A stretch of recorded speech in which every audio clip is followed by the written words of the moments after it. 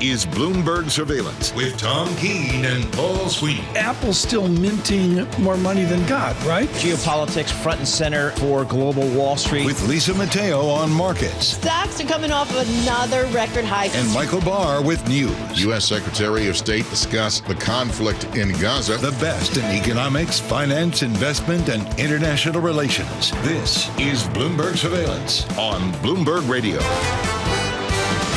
Good morning, everyone. Tom Keene, Paul Sweeney, Michael Barr, John Tucker as well, Lisa Mateo with us, of course, this morning as well. We're Cheez-Its free this morning. Yes. Huge response yesterday. Oh, my goodness.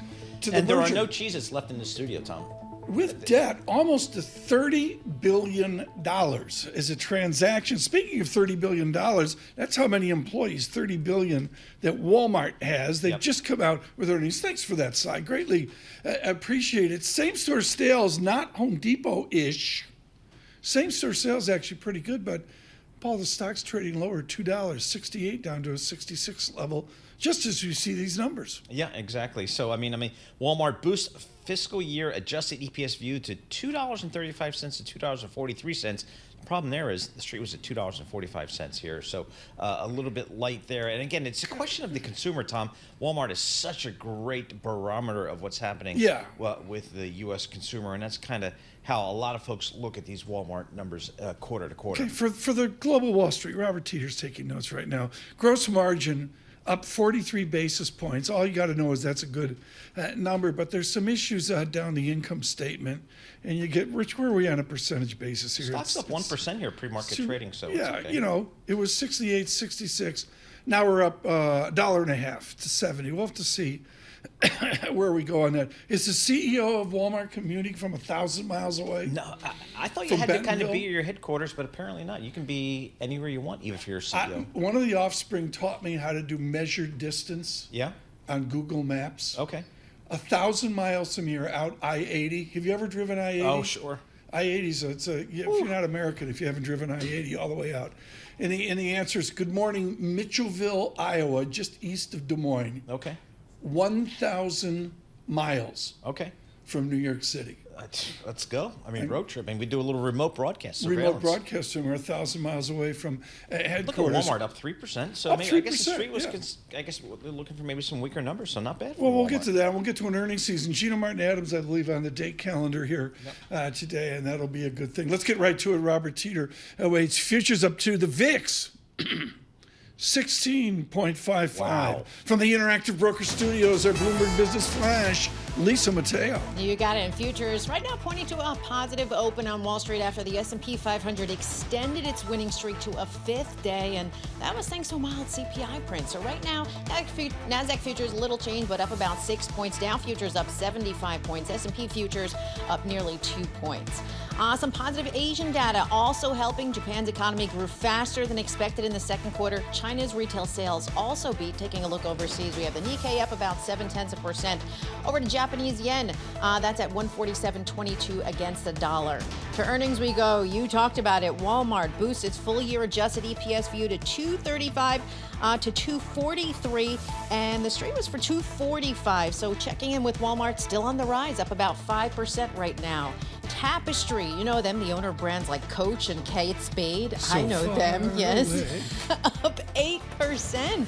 They forecast adjusted earnings per share for 2025, though, that missed estimates. You have Chinese e-commerce retailer Alibaba. Their ADR's down 3%. They reported revenue for that first quarter that missed estimates as well. That is your Bloomberg Business Flash. Tom and Paul. Lisa, thank you so much. Tapestry. Let's cut. Yeah. That's an album you can recommend to anybody. Yeah, we could go all day on that. Let's not do it right now. It's 7:04 a.m. We got to get to Robert Teeter. Do we? We do. Okay. There's just too much to talk about. He's really quite good at giving us a perspective, not so much on where we are, but where we're going. The money question: does this earnings solidity continue? I expect it to continue. So we have an underlying economy that's transitioning back to about a 2% growth rate. That's typically consistent with high single-digit earnings gains. And we have some of this tailwind on the margin side. It'll be really fascinating in coming quarters, I think, to keep an eye on margins. We've had many years of analysts projecting that margins had peaked, and margins continue to go higher. Companies are just finding ways to be efficient and productive. Corporations adapt. That's my religion. Corporations adapt, and they've got a lot more tools to adapt with in the past few years, and going forward, they'll have even more. I mean, again, the Walmart number, again, stocks, Walmart put up some numbers here today. Stocks up 5.5%. Folks look at Walmart, rightfully so, I guess, as a kind of a gauge of the consumer. How do you view the consumer out there, and how does that kind of inform your investment decisions? It's a really nuanced issue on the consumer. So at the overall level, consumers in aggregate are doing fine. So most of the spending numbers that we see are fine. They're headed a bit lower than they had been in that post-pandemic boom, but the consumer's doing okay. You get a lot of anecdotal evidence that some segments of the consumer space, particularly lower income consumers, are struggling with inflation and struggling with wages slowing a bit, and struggling with these higher prices. So you get comments that get extrapolated out to the whole consumer when that, in fact, that's not the case. So we look at consumer as a pretty modest source of growth going forward here, especially as payrolls continue to expand, which is an area where payroll gains have slowed as well, but they're still increasing. So, Robert, where do we go from here? I mean, if you're talking about a 2% kind of GDP world here, moderating inflation, presumably the Fed's going to be cutting rates here, maybe even as recently as soon as September. Where do you go here in terms of opportunities? So it's a really interesting transition from an environment that had been fairly clear for a little piece of time to now a bit more unclear going forward. And the main reason for unclear is that Fed policy. With valuations where they are, we do expect some volatility going forward. Every data point is put under massive scrutiny, and if it tilts the equation one way or the other, you get a quick reaction, as we've seen in past weeks. So we're encouraging clients to be patient here, to allow the economy to unfold, to allow the fundamentals to carry the day, to allow that earnings picture to provide the growth, and just be a little bit more cautious and recognize that you'll have some volatility along the way. In every course, there is a moment where there's a silence in the classroom where people go, I don't get what he just said or she said. I just really don't get it. And in business, it's operating leverage. Mm-hmm. I want to go back to fundamentals. Walmart's given me mid-single digit revenue growth at best. It's popping a 10-year total return in excess of 12%. How do they do that? Yeah, so that's the margin and productivity improvement that we keep seeing unfold across the board. It's been many years now that people have underestimated the ability of companies to, as you say, adapt. And we had a big catalyst in the form of the pandemic where companies had to experiment with new technologies, new ways of working. That's continuing to pay dividends. And massive companies are really implementing things that aren't as eye-catching on the AI front as we might want to see immediately. They're not flashy, but they're improving probabilities of outcomes. So we've done a lot of work in the machine learning field to understand how that flows through companies, how they're using it to make better decisions. And those small incremental gains over time are what are fueling margins and earnings at a higher level than revenue. Walmart's 5-year dividend growth is really not all that good. How important is use of cash to you? I mean, I got them. Well, this is in the pandemic. I mean, that was a crisis. 2019. God, Paul, it's sick how far back I have to go now to get to 2019. Pre-pandemic, they had 17 gazillion free cash flow. It's sort of about the same right now. This is not like Apple. It's not like Microsoft. Compare and contrast Walmart's use of cash with a big tech Mag 7 use of cash. Yeah, well, it's all part of how we think about portfolio construction. You have a company like a Walmart that's a consistent grower over time, excellent operations and things. And I'm not, just to be clear, I'm not talking about a specific stock here, but just generally speaking, companies like that really add to a portfolio in terms of how they consistently improve what they're doing off of a stable revenue base. And then you have companies that are more disruptive and faster growing. You need both of those parts in a portfolio. Yeah. We think that's especially true today, more so than ever. Thank you for getting us started. I had no idea Walmart would do this. Rich, what are we up? 7%, 6%? That's a lot of money. That's a lot of That's a lot of Walmart. Yeah. Big gain. Bentonville, Arkansas. Oh, yeah. That's big. What's 1,000 miles from Bentonville? I'm working from Missoula. Exactly. Robert Teeter, thank you so much. Greatly appreciate it. Can you get out of your seat, please? Michael Barr has to sit down. I mean, it's a cozy type place. For those of you that don't know it, Paul and I work in the absolute nicest radio studio on the planet. Thank you, Mr. Bloomberg and all, Mr. Secunda. This was bought by Terminal Sales. We have fancy glass. We have Lisa Mateo wearing Ulta today. We have a TV monitor board here. Good morning on YouTube. You know, Lisa Shallot's up talking with Lisa Bramowitz, right? It's just spectacular. And we have 4 seats. We decided, I remember this, we had this argument at lunch. Okay, we're over at Michael's. And they're like, we want to do 6 or 7 seats. I go, no, I had a total, meltdown over my avocado salad. And I said, no, we're having 4 seats, cozy, Keep tight. it tight. Keep it tight. Keep it tight. Barr can squeeze in with our news in New York City. Svelte, Michael Barr. Thank you very much, Tom, Paul, and Lisa. Vice President Kamala Harris's campaign says she's shifting her focus to the economy with a call for a federal ban on food and grocery price gouging. Harris is expected to lay out her economic platform in North Carolina tomorrow. Meanwhile, former President Trump at a rally in Asheville, North Carolina, touted his economic plan, which includes eliminating taxes on Social Security benefits and tips. And then Trump went off his economy script and slammed Harris. Everything Kamala Harris touches turns bad. It all turns bad. San Francisco was a great city. Now it's unlivable. California was a great state. Now it's unlivable. Trump also called Harris crazy. Mediators are set to hold a new round of talks aimed at halting the war in Gaza and securing the release of scores of hostages. The U.S., Qatar, and Egypt are set to meet with an Israeli delegation in Qatar today. Columbia University President Manu Shafiq announced that she will be resigning from her role. It comes months after student protests on campus stemming from the Israeli-Hamas war. Congressional members are reacting. House Speaker Mike Johnson said, in part, her resignation is long overdue and welcomes the news. Finally, we know why Lisa Mateo was smiling like she hit all the Powerball numbers. Right. The Yankees beat the Chicago White Sox 10-2, but even more, please, it's what New York's Aaron Judge did when he broke out his genuine Louisville slugger bat. 3-0. Judge drives it. Deep left field. Way back and gone. Goodbye. On a 3-0 pitch, Judge lasers home run number 300. The fastest ever to hit that mark. Just like the man said on WFAN with a call, Judge hit that mark in his 955th game in the 8th inning. Global news 24 hours a day and whenever you want it with Bloomberg News Now. I'm Michael Barr. This is Bloomberg. Tom Paul, Lisa. You do this. First of all, they're up against the White Sox, so what do you expect? You do this just to aggravate me. Can we talk about Juan Soto? What do they need to do to re-sign him? Folks, for those of you across the nation, I watched Soto with the Padres. It's like the second coming of Wade Boggs with power. Okay, the guy, 4 homers and 4 at-bats. Yes. I don't have scope and scale on that yet. We'll get that. Ari's working on that. And earlier, he hit 3 homers in one game. What do we have to do to keep him?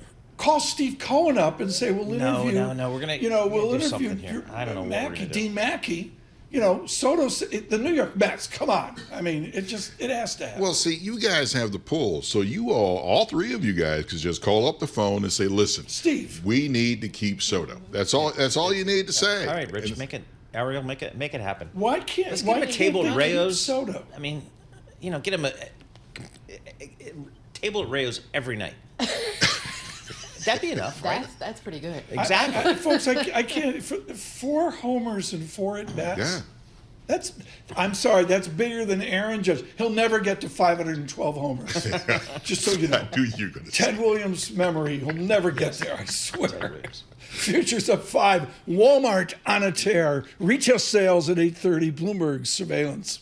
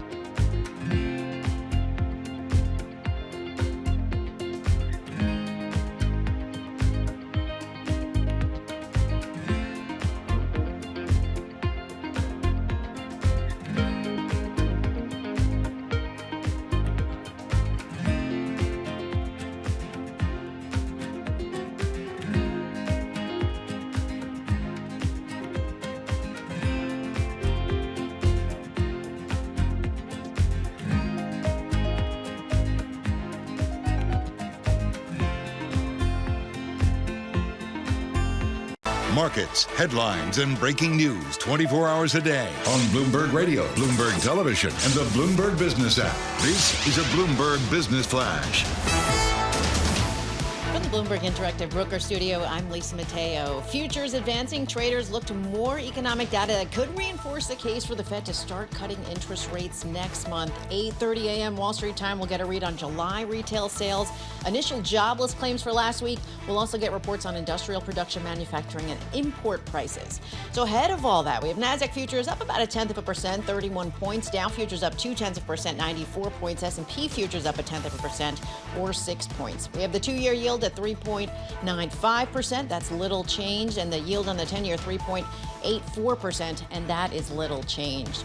Farm machinery still in demand. Deere reported net income for the third quarter that beat estimates. Its shares up more than 1%. And shares of Ulta Beauty getting a nice lift, up 13%. Filing showed Warren Buffett's Berkshire Hathaway added nearly 700,000 shares in the cosmetics chain during the second quarter. That was worth about $227 million. I know a lot of my paycheck goes there. Yeah. And shares of Nike up nearly 4%. Bill Ackman's Pershing Square Capital disclosed a new stake of about 3 million shares in the company. That is your Bloomberg Business Flash. Tom and Paul. Rounded up, Walmart up $4 as well. I haven't even had a chance to look at Deere, Deere is one of the CFA level 1. Yes. That's sort of the accounting statement because it has the joys of equipment leasing in it. Oh, my goodness. Who needs that? I've studied it 5 times, No down idea. in flames. Yep. 5 times. Joining us right now, somebody who nailed equipment leasing, Gennady Goldberg joins us with TD Securities on rates. What are rates saying if the equity market is screaming earnings solidity and prices higher? What is a general statement this morning? What is the yield space saying? It's saying that cuts are coming. Whether it's 25 or 50 or whatever the order is, that's what the rates market's saying. It's basically telling you, if the economy continues on its current path, the Fed is comfortable to cut rates. Now, the biggest question, of course, is it 25 or 50? And I suspect the Fed probably needs a little bit more data on that front. They're not going to commit just yet, but they're probably going to tell us relatively soon. When the Fed does begin to cut rates, I can't even remember the last time we kind of got into this cycle. How do they do it? Do they do it every meeting, every other meeting? Do they do 25 and then 50, 25? I mean, how does that work, do you think? Well, usually something's wrong. And you get, intermeeting cuts. You get, relatively rapid rate cuts. I mean, that's why they're saying is, escalator up, elevator down. Escalator up. Elevator down on rates. Oh, okay. This time around, I heard that on Industry. He stole that line from the TV show Industry. Right. But it's very possible that, you could get a relatively moderated cutting cycle if, as you guys were talking about earlier, growth is still doing just fine and there's not really a massive rush to cut. I think the markets are certainly panicking and hoping for a 50. Main Street, if you look at Main Street and what Main Street needs, it's a start to the cutting cycle, but maybe not necessarily, a massive rush. I'm going to ask this through the morning. Matt Mishkin with us late, near 10 o'clock when Paul Sweeney does the Bitcoin hour. But Gennady, frame out the real yield right now. I got a 10-year real yield, 1.76%. If we get measured rate cuts, where does that migrate to? Probably gets closer down to about 50 basis points to 1% over time. Now, under 1%. Yeah, under 1%. I don't believe you. Just full disclosure, you're nuts. But really, under 1%. You're the second person to say that. Yeah, no, I mean, look, as you start to cut rates, as inflation starts to moderate, the real neutral rate for the Fed funds rate, is probably going to about 1%. Now, add on top of that the 2% inflation target, you get to 3 nominal. 1% overnight gets you roughly about 1% long term as well, if the market believes that that's where we're going. That's assuming a soft landing as well. Paul, for people with assets, there's 2 Americas. Yes, the haves and the have-nots. Yep. For the haves, what Gennady just said is just explosive optimism. Yeah. It's just got to be. Yep. So, I don't know. It seems like a lot of folks are saying the Fed is already behind the curve. They should have been cutting rates already, that the economy is slowing. We've got, unemployment of 4.3%, up, almost 100 basis points. What do you say to those folks? I think the Fed's always fighting the last war. Okay. The last time around, they really missed, and this was just back in December of 2023. if you remember, they got really, really dovish right as inflation data just reaccelerated. Yeah. They really want to avoid that again. And I think that's why they're being very cautious, very measured. Certainly, I mean, they could serve to go a little bit and ease policy a bit. They don't necessarily need to run. I think certainly if they want to engineer a soft landing, they want to be a little bit ahead of the curve. And, maybe they're a little bit behind right now. I don't think it's the panic mode. The biggest problem for them is how do you communicate to markets that they're actually not behind the curve and, not cause panic with a 50 basis point rate cut to start. All right. Well, next week, we've got Jackson Hole, Tom, Lisa Bronowitz, Michael McKee. They're going to be anchoring our coverage out there in Jackson Hole next week. Do you expect anything out there? I expect some discussion. I definitely think they're going to lean one way or the other. What I don't think is going to happen is us going into the September meeting 50% price for a 50 or a 25. I think at one point, before this, the market's going to actually price it one way or the other. I think the Fed's going to help that along as they get more jobless claims data, as they get more payroll data, and that payroll on September 6th is going to be quite important ahead of the meeting. Yeah, good point. I think they'll lean one way or the other. What's been interesting to me is that over the last week or so, as markets have calmed down after their kind of spout of volatility, we've seen the pricing for September really start to slip. We were almost priced for a full 50 basis point rate cut, and that's really been slipping, and it's now only about 40% priced. Well, that's a parlor game. I get that. But for our listeners and viewers, Walmart is an example, up 6%. A select group of people, including Gina Martin Adams, predicted that we would generate profit in America. And that's what we've seen as well. That tells me that fears about bonds, fears about deficits. Joe Stiglitz would say, look at the growth rate, the little g.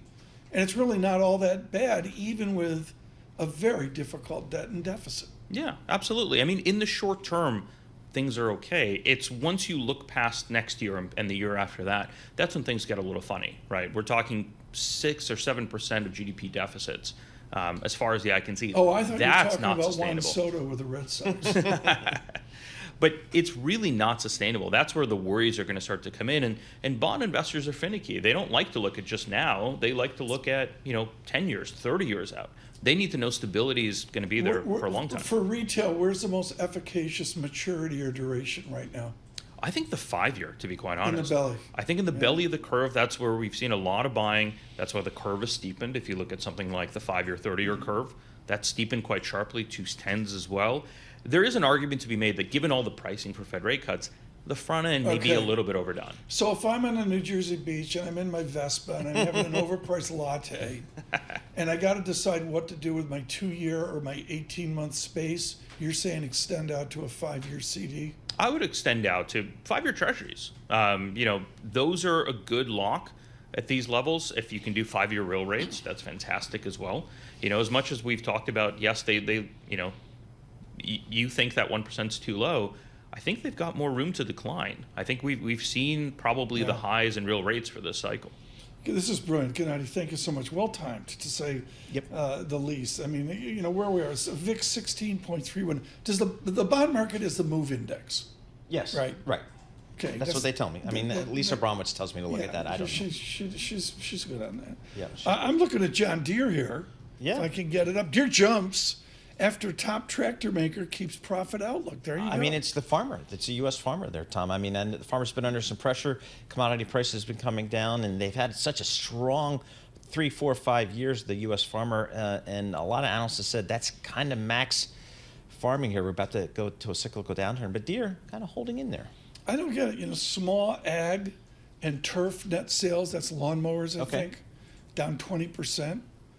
Construction and forestry down 10%, and yet they're doing great. Yeah, stock's up 1.6% 6% here. Stock's down 12% year to date. So analysts and investors are a little bit concerned here. But Deere, here you go. Here's the future. Deere taking steps to cut costs. Okay, there you go. That's all there is to it. Yep. Walmart and Deere report, much more. Talk about report. Retail sales, including Ulta sales. We'll have that at 8:30. From New York City, we're on YouTube. Subscribe to Bloomberg Podcasts on YouTube. It grows every day. Gennady Goldberg's there. You should be too. Bloomberg Surveillance.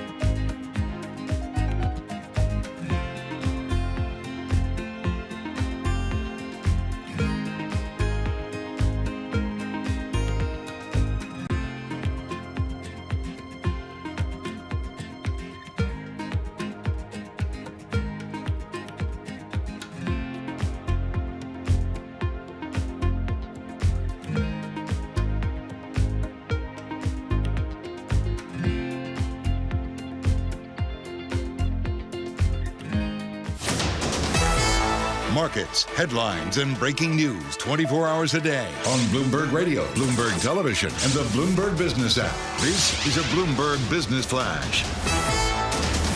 From the Bloomberg Interactive Broker Studio, I'm Lisa Mateo. Another inflation report. Well, it did little to change those bets that the Fed's going to start cutting interest rates in September. Now, traders fully pricing in 125 basis point cut by the Fed next month and 100 basis points of reductions through year end.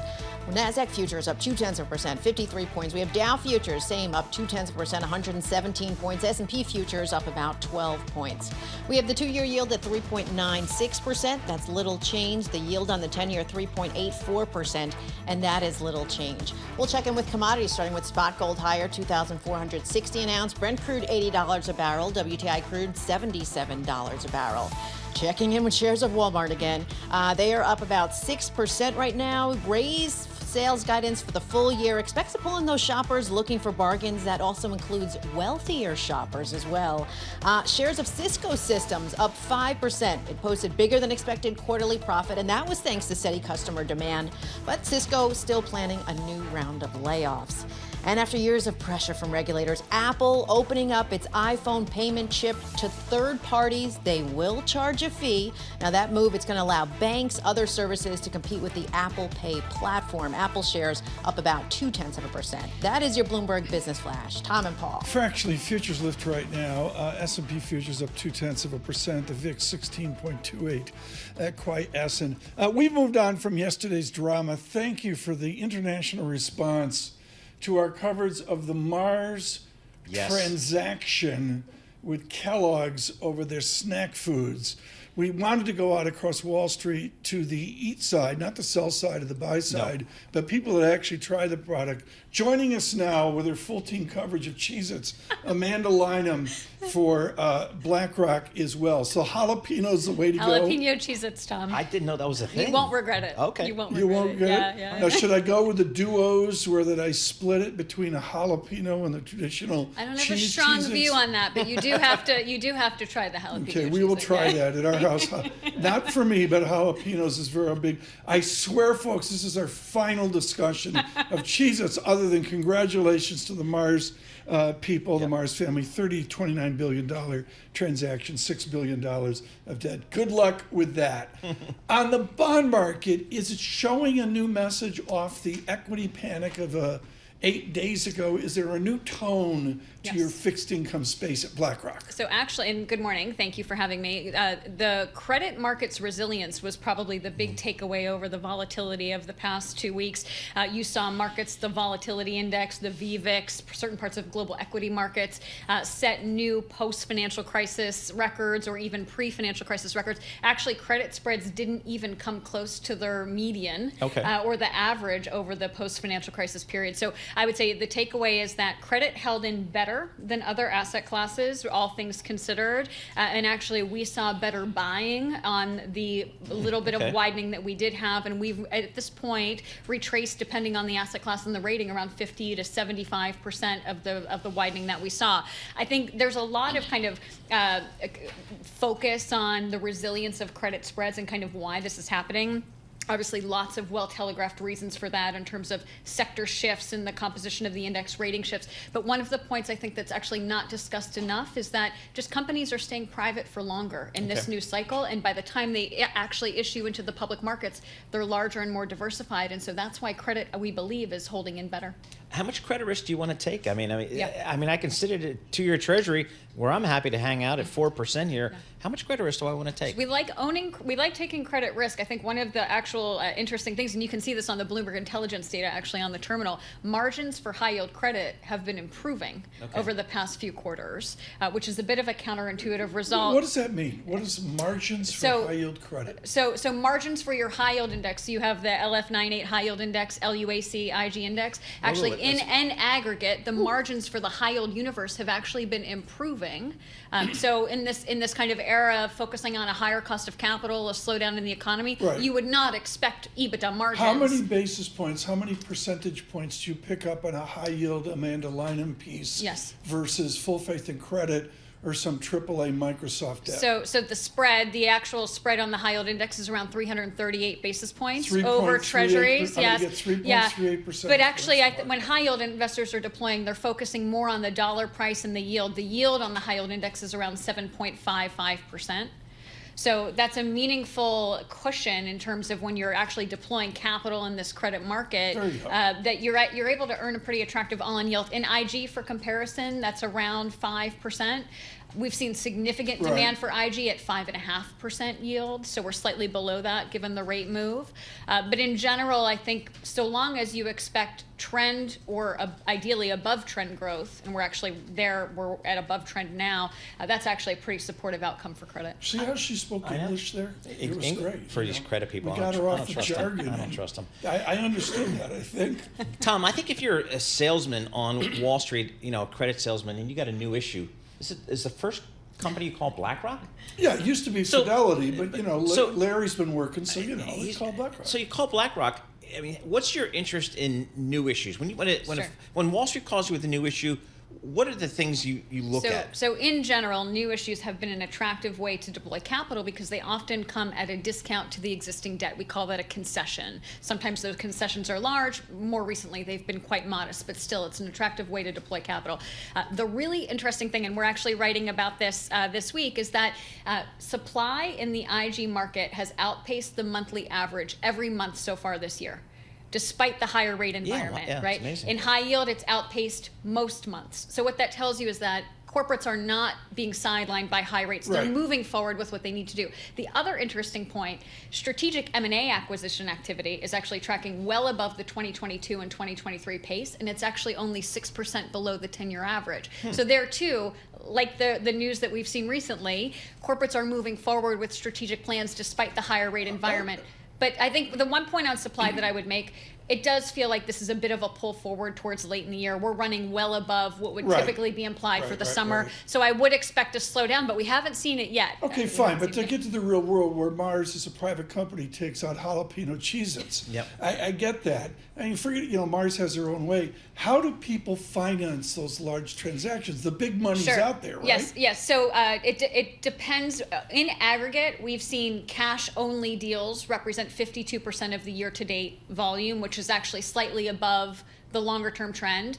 Stock-only deals are actually also above the longer-term trend, so that what's actually narrowed is the mix of cash and equity transactions. It's a little bit misleading to call it cash and debt, though, because for a bondholder, when an acquisition is funded with cash, that can either deplete the excess liquidity on the balance sheet or ultimately it gets replaced with debt. So from the perspective of a bondholder, we care how this is funded. We're taking CFA level 2. I'm taking notes over here. I don't know Everybody in the room is just staring across the Javits Center at Amanda Lynam going, it's not fair. The curve. Amanda, you're going to ruin the curve. How about private credit? How do you guys think about private credit? I mean, how does that impact your business? So we actually think about private credit as this third and viable funding option for a wide range of corporates, in addition to the traditional bank lending channel and the public debt markets. That wasn't the case several years ago. That's because private credit has now grown into a sizable and scalable asset class on its own right, so it can compete in areas where it previously could not.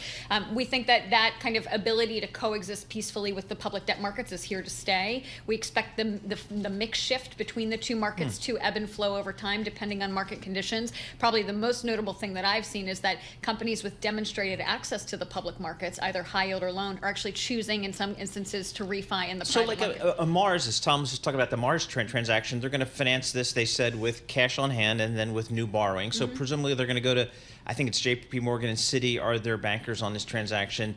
They'll see what kind of, I guess, credit terms they get from them. Maybe the public markets as well. They'll hear from their bankers about what they can do in the public markets. Will they also go out and put bids out for private credit, do you think? So leaving that transaction aside, it is common to see what we call dual track processes, where corporates, CFOs, treasurers evaluate their funding options in both markets, just like anyone would do in terms of, do I issue a high yield bond or a leveraged loan, right? That whole kind of slate of financing opportunities is available.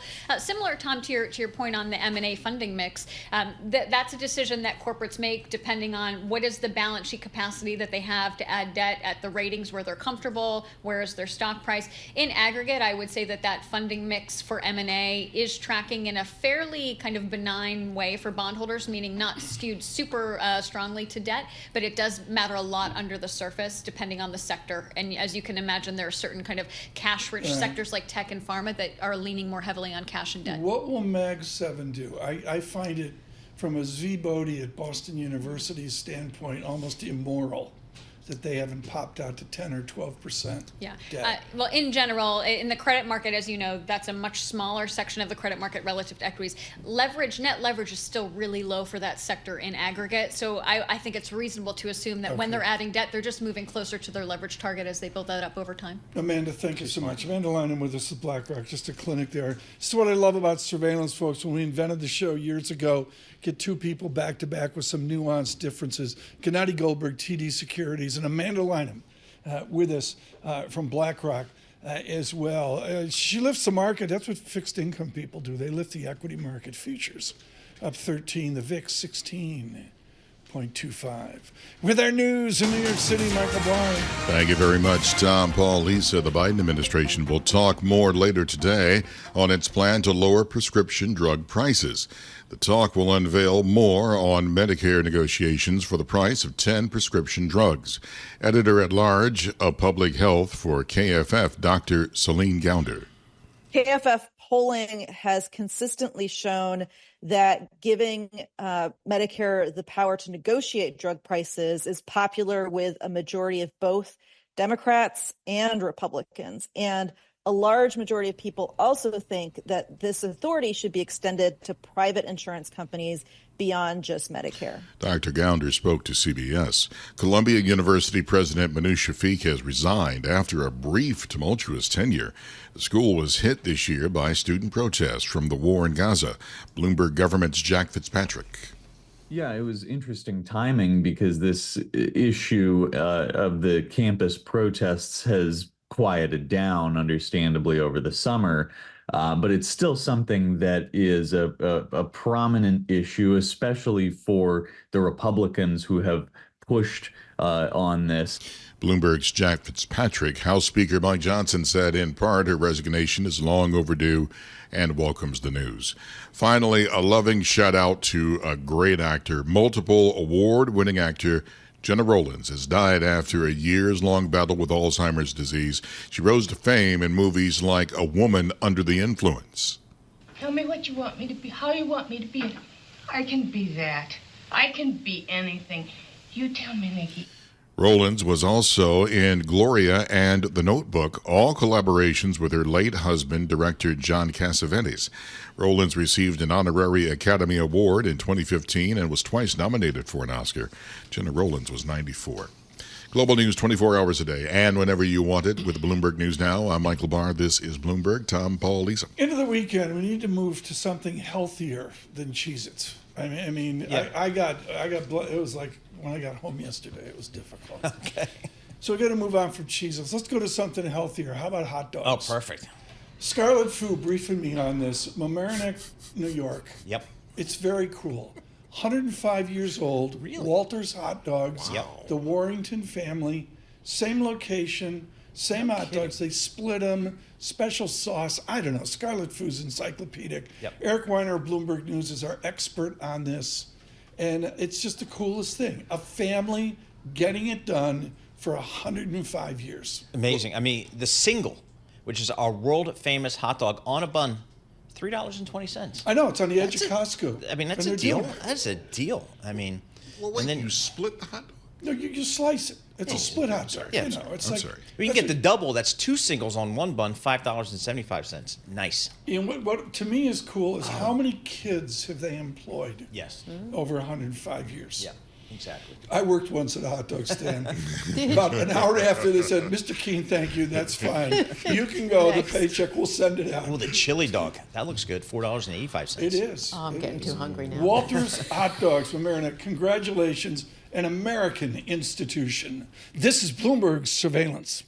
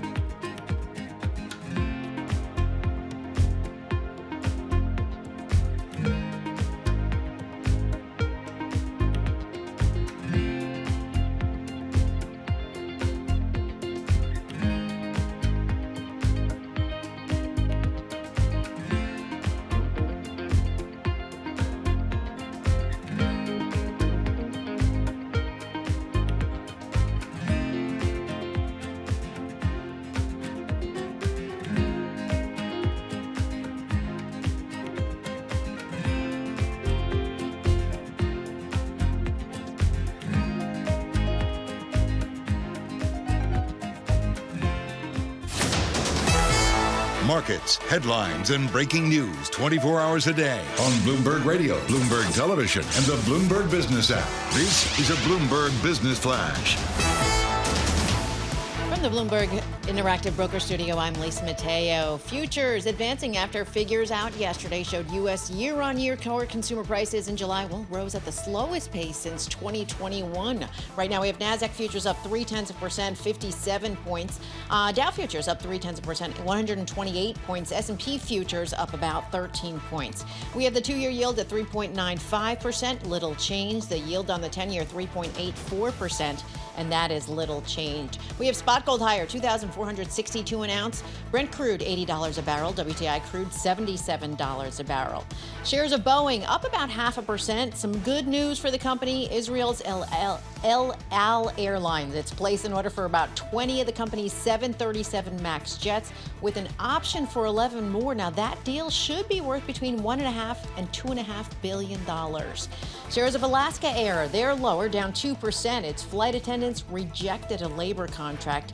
And Tom talked about this. Starbucks new CEO Brian Niccol, well, he's not relocating to Seattle when he joins the company next month. Filing shows he's going to still live in Newport Beach, California, the home of his current employer, Chipotle.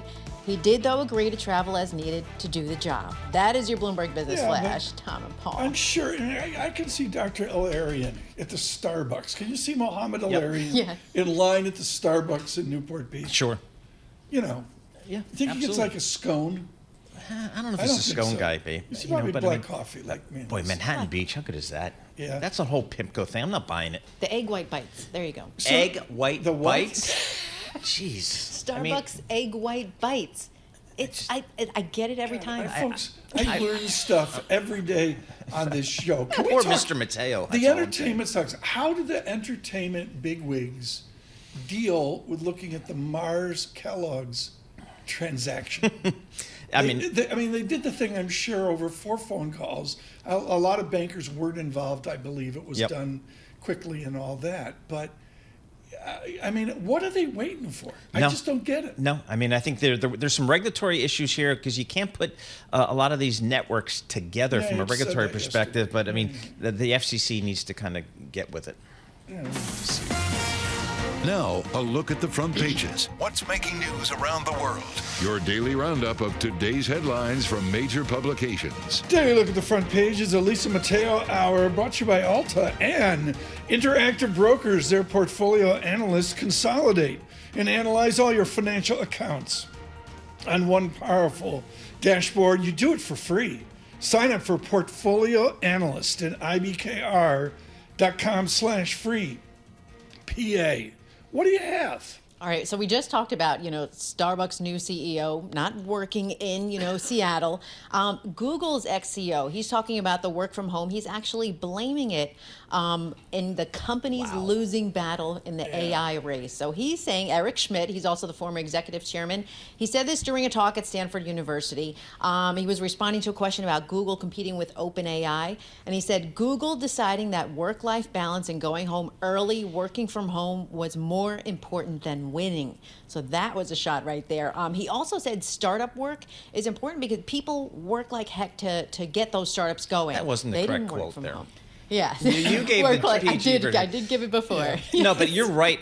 Lisa. The startups. He's right on that. You talk to folks that work in the startup business. Yeah, that's their entire life. It consumes them day and night, and they're just because it's make or break. You either make it or you go bust, and so they work like crazy. To close a loop on this, to the Wall Street Journal yesterday, Mr. Schmidt said, quote, I misspoke about Google and their work hours, Schmidt said Wednesday in an email, quote, I regret my error. Wow, the pushback must have been something. Yep.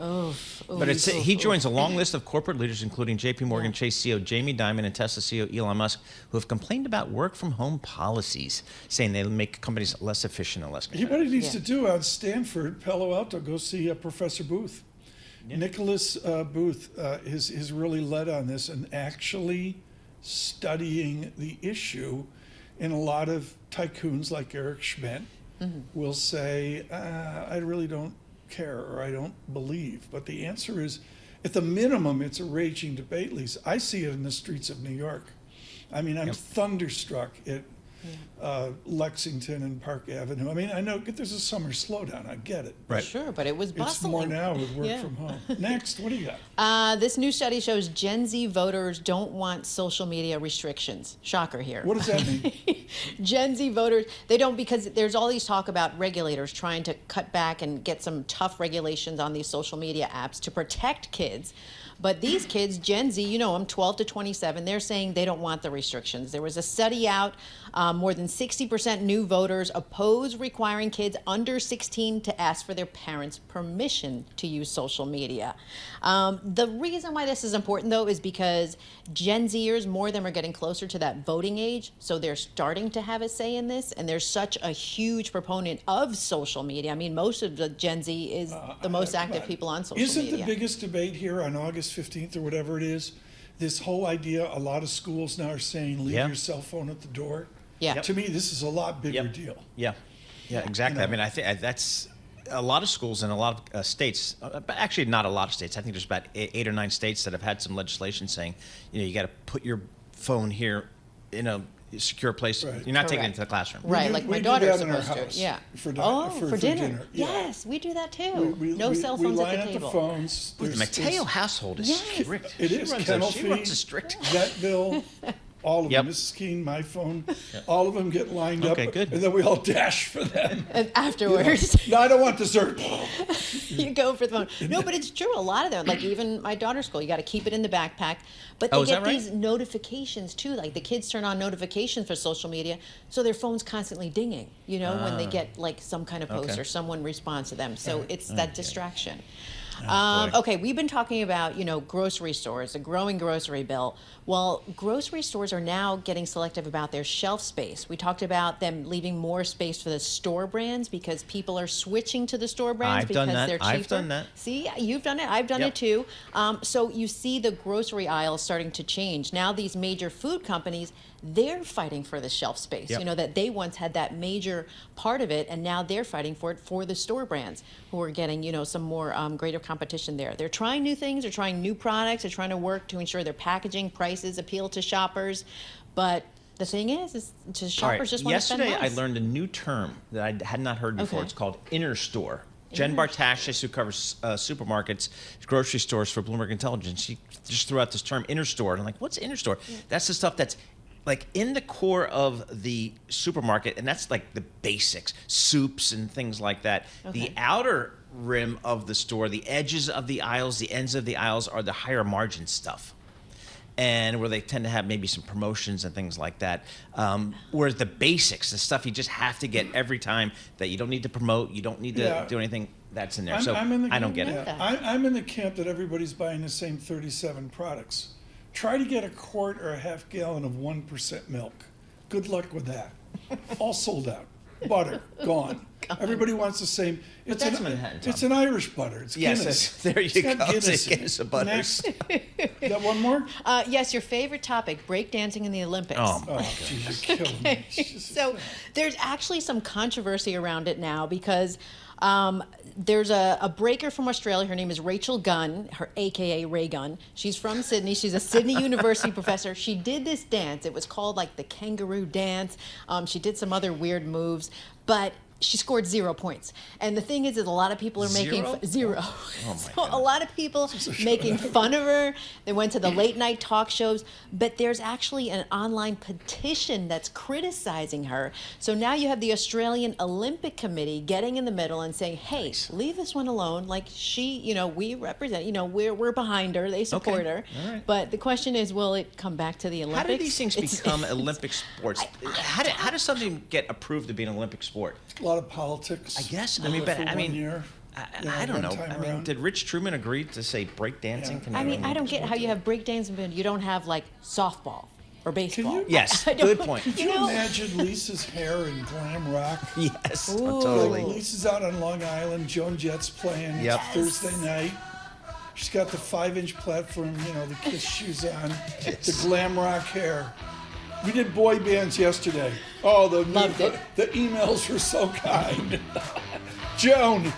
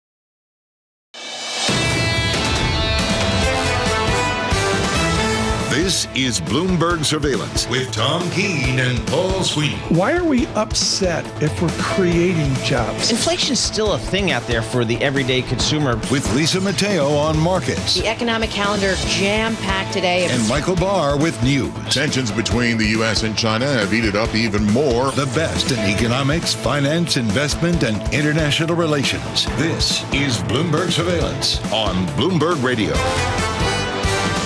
Good morning, everyone. Paul Sweeney, Tom Keene, Michael Barr, Lisa Mateo. Right to it at the 8 o'clock hour. Retail sales in 29 minutes. Yeah. Really looking forward to that. The revisions are supposed to be critical. It's a very complex report. We'll have a lot of the explanation of that after 8:30 with Michael McKee and others sending us emails explaining it in English. Retail sales on America. Many people saying it's actually a bigger deal than CPI yesterday. Okay. Yep. We will see. We're going to get right to it this morning. Gina Martin-Adams is here.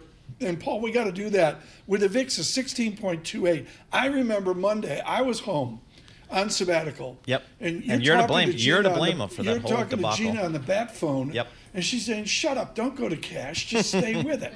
Exactly. So we're going to have Gina with us here Perfect. in a moment here with futures up at 13. Deer, Walmart, and the rest is better than good. We'll look forward into 2025. We're on YouTube. Subscribe to Bloomberg Podcast.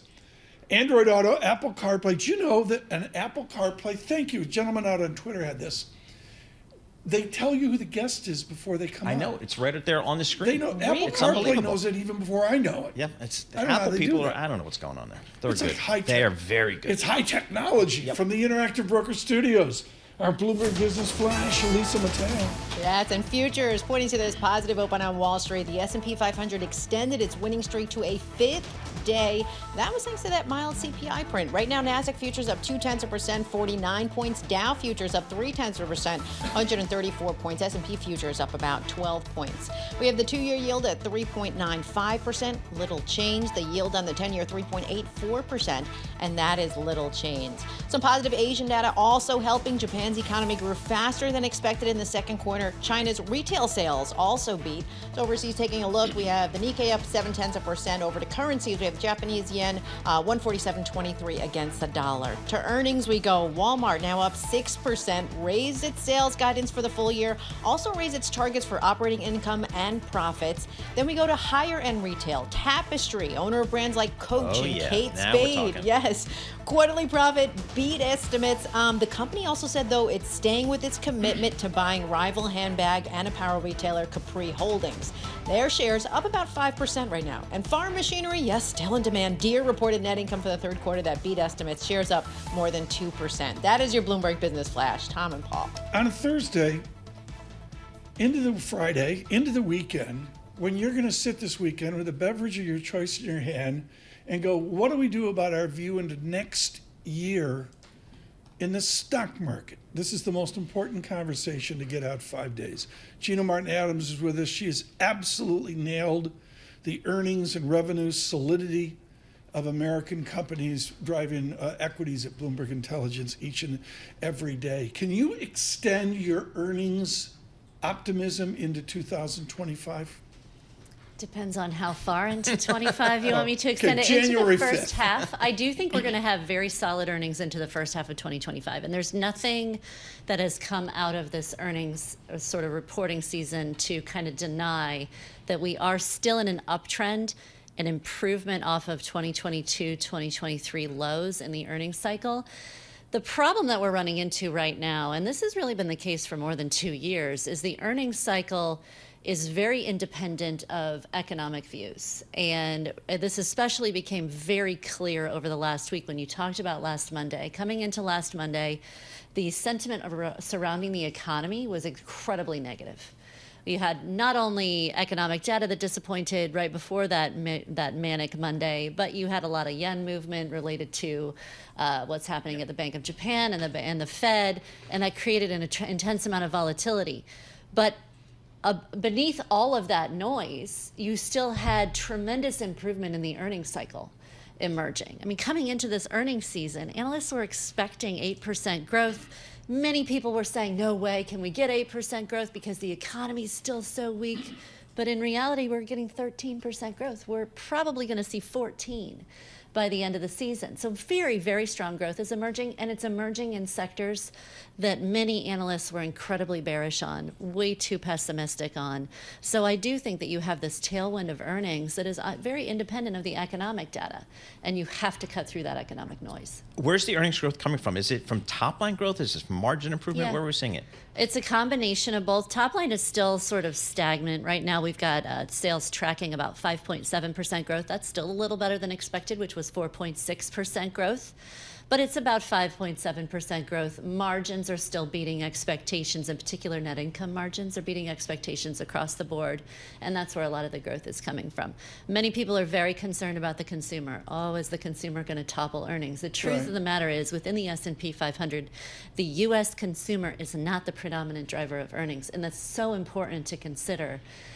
Let's look at Walmart's numbers today. Yeah.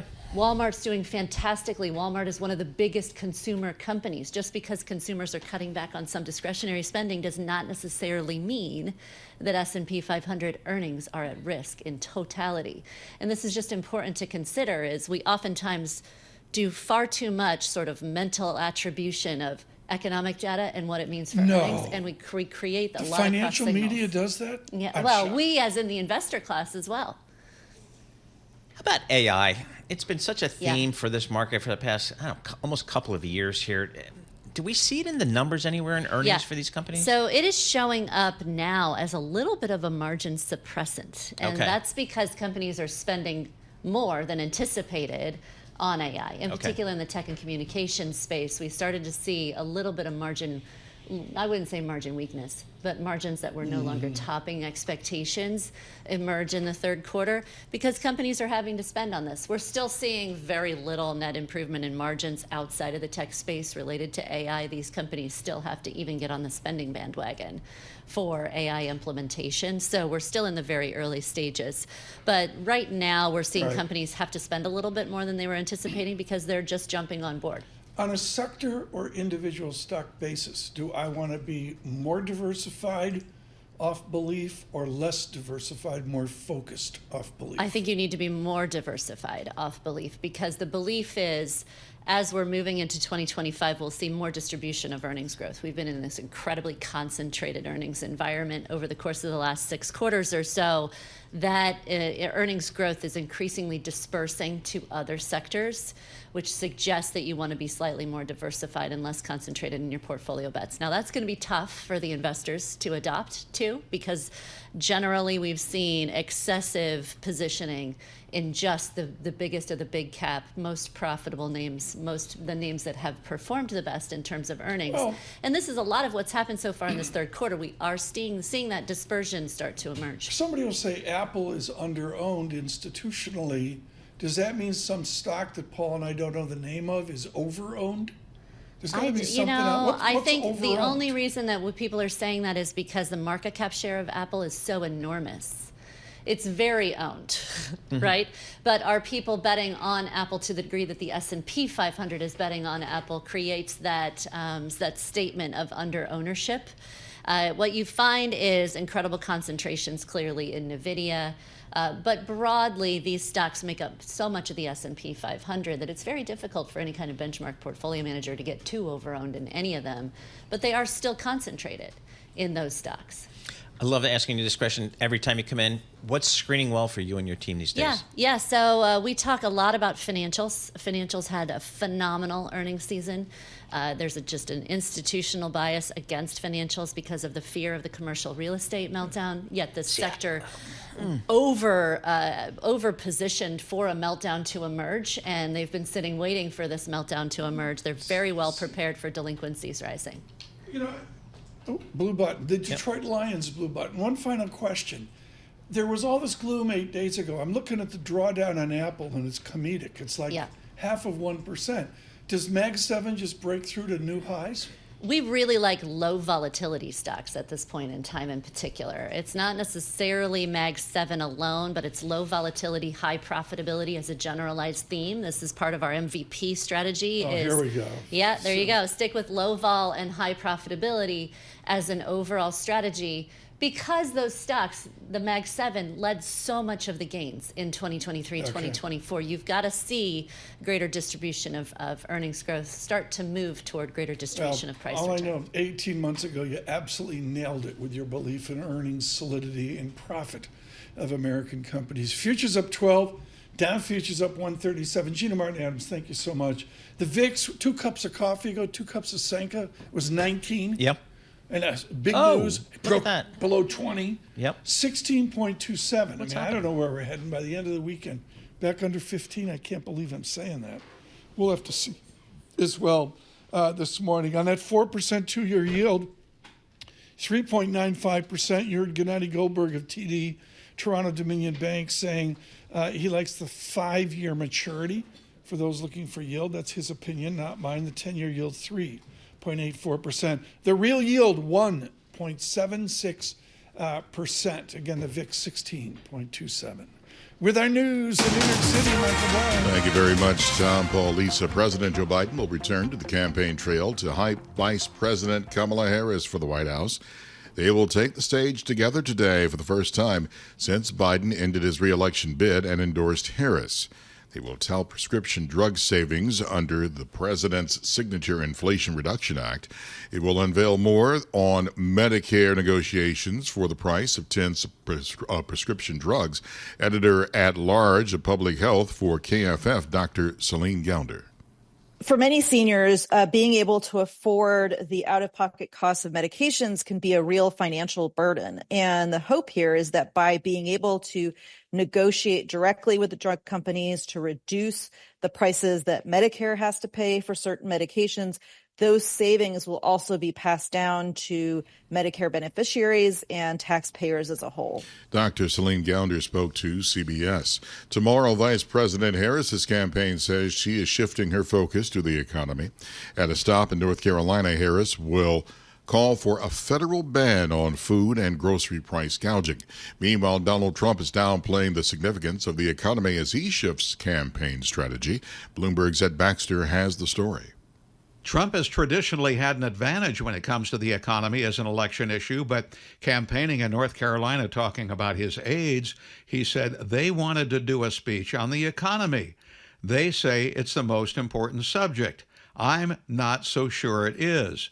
Then he went on to say inflation is the most important, but then added that's part of the economy. He also seemed to change his mind on the Affordable Care Act. She goes around saying, well, he's going to get rid of the health. No, I'm going to keep it unless we can come up with something that's better for you and less expensive for you. Otherwise, we're not doing it. Congressional Republicans have tried to repeal it. Ed Baxter, Bloomberg Radio. Global news 24 hours a day and whenever you want it with Bloomberg News Now. I'm Michael Barr. This is Bloomberg. Tom, Paul, Lisa. We're doing the hot dogs today. Good morning to Walter's Hot Dogs from Mamaroneck. R.W. Apple years ago, New York Times said best hot dog stand in the country. Michael Barr, total tantrum. I got an email from him, folks. It's almost an HR issue.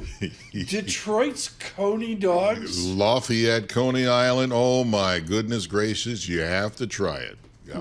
With beef heart chili on top? Discuss. Well, doggins. let's just say it's one of the tastiest hot dogs I have ever had in my life. The flavor involved in that, second. It's on the edge of Nick Toes in Rochester. I mean, it's a natural casing hot dog, Paul. Yep. None of this East Coast stuff. It's like a real hot dog. Yeah, exactly. Bring it. Equal time. Good morning, Detroit, and your Coney Island dogs. Good morning, Walter's Dogs. Mamaroneck. Futures up 13. Bloomberg Surveillance.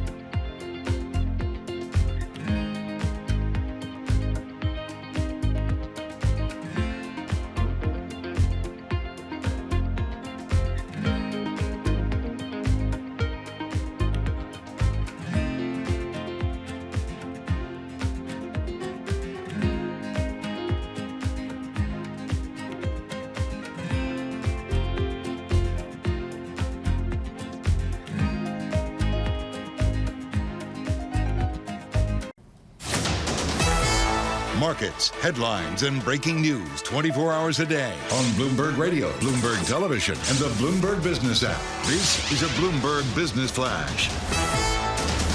The Bloomberg Interactive Broker Studio, I'm Lisa Mateo. Futures in the green. Traders looking to more economic data could reinforce the case for the Fed to start cutting interest rates next month. About 15 minutes from now, we'll get a read on July retail sales and initial jobless claims for last week. Now, the Fed's Austin Goolsbee tells Bloomberg he's growing more concerned about the labor market than inflation.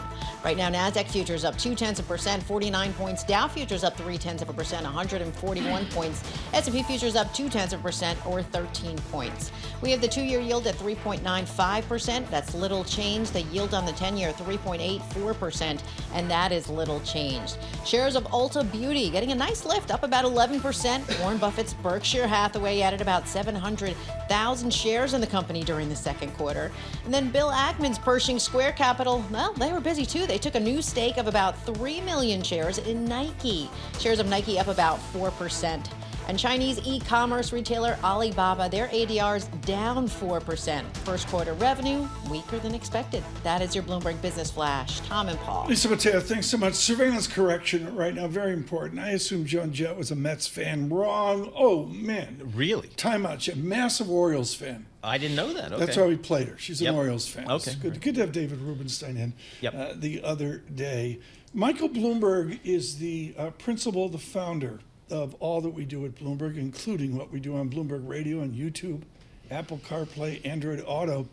And within his philanthropy, I have studied carefully his huge success in his team in coal, in the OECD, coal in America, about just simply making the air cleaner. I am one of the generation who remembers Los Angeles in a bath of smog, and one day there was the San Gabriel Mountains were there. No one in journalism has covered coal like Javier Blas, and joins us now off his late July column, which he redux today on video. Javier, it's just real simple. The line for OECD shows all the improvement of stepping away from coal in China and indeed India, but particularly China's on another planet. Discuss. Well, you summarized the problem very, very well. The line from the rich countries, the OECD countries, has come down significantly over the last 20 years. In some European countries, coal has completely disappeared now, particularly here where I'm sitting in London. The UK will shut down in a few weeks his last coal-fired generation, electricity generation plant. But the story is very different in China, it's very different in India, to the tune that about 70% of the world's coal today is burned in those two countries.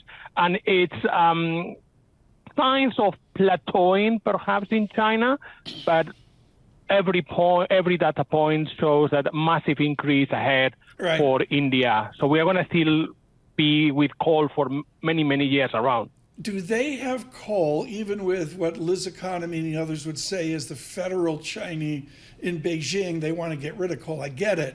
But do they have coal because they can't do an alternative? They have coal for two reasons. One is dependable. It's not dependent on the weather. You could generate coal whenever you want. You don't need to wait for the sun to be shining or the wind to be blowing. And they need coal because their electricity consumption keeps increasing quite significantly. And also they like to burn coal because it's a home produced commodity. They don't need to import as much. They import a fraction of the coal that they are burning, but a lot of the coal that is being used in China and India is mined domestically, and that is seen as a sign of energy security and just overall of national security. And I'm just reading your article here, your opinion piece here, Javier, and even as we start to increase the production of clean energy, a lot of the clean energy is produced using dirty energy. I mean, how do you deal with that? Well, it's one of the ironies of the energy transition that you need a number of critical resources to transition, but those critical resources today are being produced mostly on coal. Nickel, which is a component of electric cars batteries, is paradigmatic of this situation. A lot of the nickel is produced and refined, transformed from ore into metal in Indonesia, and their coal consumption has doubled over the last 5 years because that industry is significantly fueled by coal-fired power plants and coal furnaces. So it's a problem. It's also the case that we are beginning to realize that the electrification of everything means more electricity consumption. And in some countries, that electricity consumption in part is going to be coming from coal. Paul's going to ask the smart questions. Javier, I'm going to ask the dumb question of the morning. Does coal fumes, dust in the air, does it come across the Pacific Ocean to America? Some of it, yes, but mostly it's just contributing to the global warming. I mean, it doesn't matter where the coal is burned. We are all going to be affected because that's going to increase the levels of CO2 in the atmosphere, and that's going to mean that in that way, the concentration of CO2 in the atmosphere increases. It doesn't matter whether that coal is burned in Beijing. You are going to suffer the consequences in New York City. Paul, in the zeitgeist, they had Antarctica, which is, I guess, in their winter right now. Okay. Except they're having the warmest winter ever. Are they? Okay. And they showed a picture from the 1920, 1930s, and a picture now, shocking. It was just amazing how different it was. Yeah, exactly. Hey, Javier, in your piece here, you recall your father, aged 73 right now, recalls hauling coal as a kid from the local warehouse to your grandparents' home in northern Spain. So for a lot of folks, coal is very real. And in China, I'm looking at your piece here, 56% of the coal that's consumed is in China. What is the policy of China towards coal? The policy at the moment is to continue to rely on coal, try to build as much as renewable energy as they can, particularly solar and wind, to use that to meet the growing demand for electricity. But there is not a policy to get rid of coal right now. It's a policy perhaps to slow down the deployment of coal, but China is still today building more coal-fired power stations at home. So the policy of China is coal is needed for energy security there. Of course, with Javier Blas on, we've got to talk about Spanish olive oil. It's a crisis here with EU subsidies, EU prices still shockingly high. When does olive oil become reasonable, Javier? Well, the price on the wholesale market has come down around 25% from the all-time high that we have at the beginning of the year. I seem to remember it was January or February where we reached the record high around $9,000. We are just under $7,000.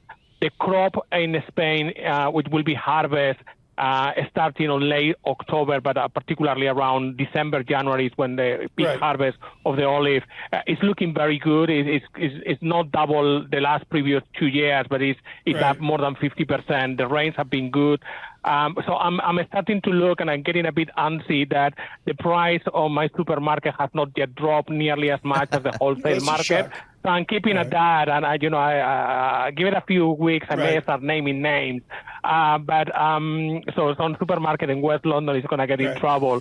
But just generally, I will expect that by Christmas time we will be enjoying much lower olive oil prices. Thank God. I got 20 seconds left. Somebody in Istanbul just emailed me. Is there a difference between Spanish and Turkish olive oil? Oh boy.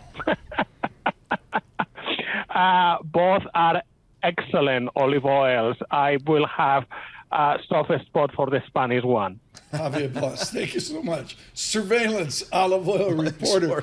And seriously, world-class work on coal in the OECD. And Tom, there is China, olive oil India. extra virgin EXM spot. There's an index I look for at that. it every morning. I know. Who doesn't? It's gotten And he's right. outrageous. It's crazy. But it is down 25% from the peak, as Javier mentioned. To Javier's credit, may I state that the Spanish olive oil that he forces me to buy I do. is sold out. Is it? It's where I shop. It's sold out. I did It's switch like from Italian to Spanish just because of Javier. Just because of Javier. Yeah, He sure. and I, the finance minister of Spain sent me a thanks. lovely handwritten note and said, "Thank you for listening to Yep. Javier." It's great. For those of you not on YouTube, didn't know. Ari's got the great photos and vignettes of olive oil. Yeah. Javier Blas here with olive oil down, but still he's worried. Also on coal. Thank you so much.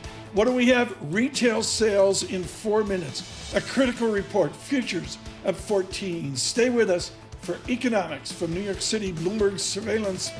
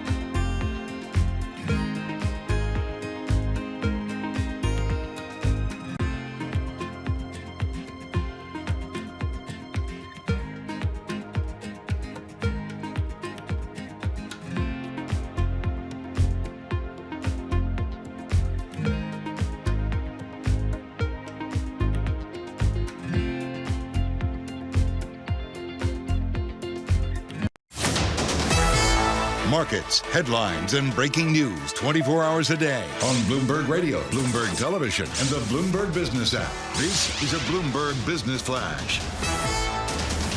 From the Bloomberg Interactive Broker Studio, I'm Lisa Mateo. We are just moments away from initial jobless claims for last week, but also retail sales. We already had this look kind of into the state of the consumer with earnings from Walmart, which said it expects to continue to pull in shoppers looking for bargains. Now, that includes wealthier shoppers. Walmart shares up 7%. It also raised its sales guidance for the full year. So the numbers are starting to come in. Tom, you want to start with retail sales, initial jobless claims? Where do you want to go? I'm going to start with Juan Soto's statistics. Okay, on retail sales right now, we're coming in up, up, up. There's no other way to put it. Again, these are nominal numbers. Futures explode. Futures were up 10. Yep. They're now up 30, up 0.5%. NASDAQ futures up 0.6%. I'm going to do a couple here, and Paul's going to give you the details. There are 20 lines of economic data to get you out to 10 a.m. This morning. First of all, the Philadelphia Fed Business Outlook is a huge negative 7%. That's the only negative I can give you. Claims are quiescent. There's no other way to put it. The control group on retail sales, which is you take out Ulta makeup, you take out building materials and something else. Yeah, I don't know. Retail sales control group was 0.1. It came in more optimistically, 0.3. Paul? Yeah, so the headline, Tom, on retail sales up 1%. The consensus was 0.4%. Last period, 0%. The revisions coming in a little bit mixed here for the last month. And let me initial jobless claims for Rich. He's a big initial jobless claims fan. 227,000. Consensus was 235,000. So, a little bit better there. Yeah, so retail sales move the market. There's no other way to put it. Up 10, now up 29 on futures. The VIX explodes lower, 16.2-ish, 15.87 on the VIX. In the yield space, higher yields, more buoyant economy is the signal, 4.04% in the 2-year. The 10-year yield, 3.90%. Oil up fractionally, $81 on Brent crude. Gold up $20, right at $2,500 per ounce. Dollar with a little bit of fractional strength.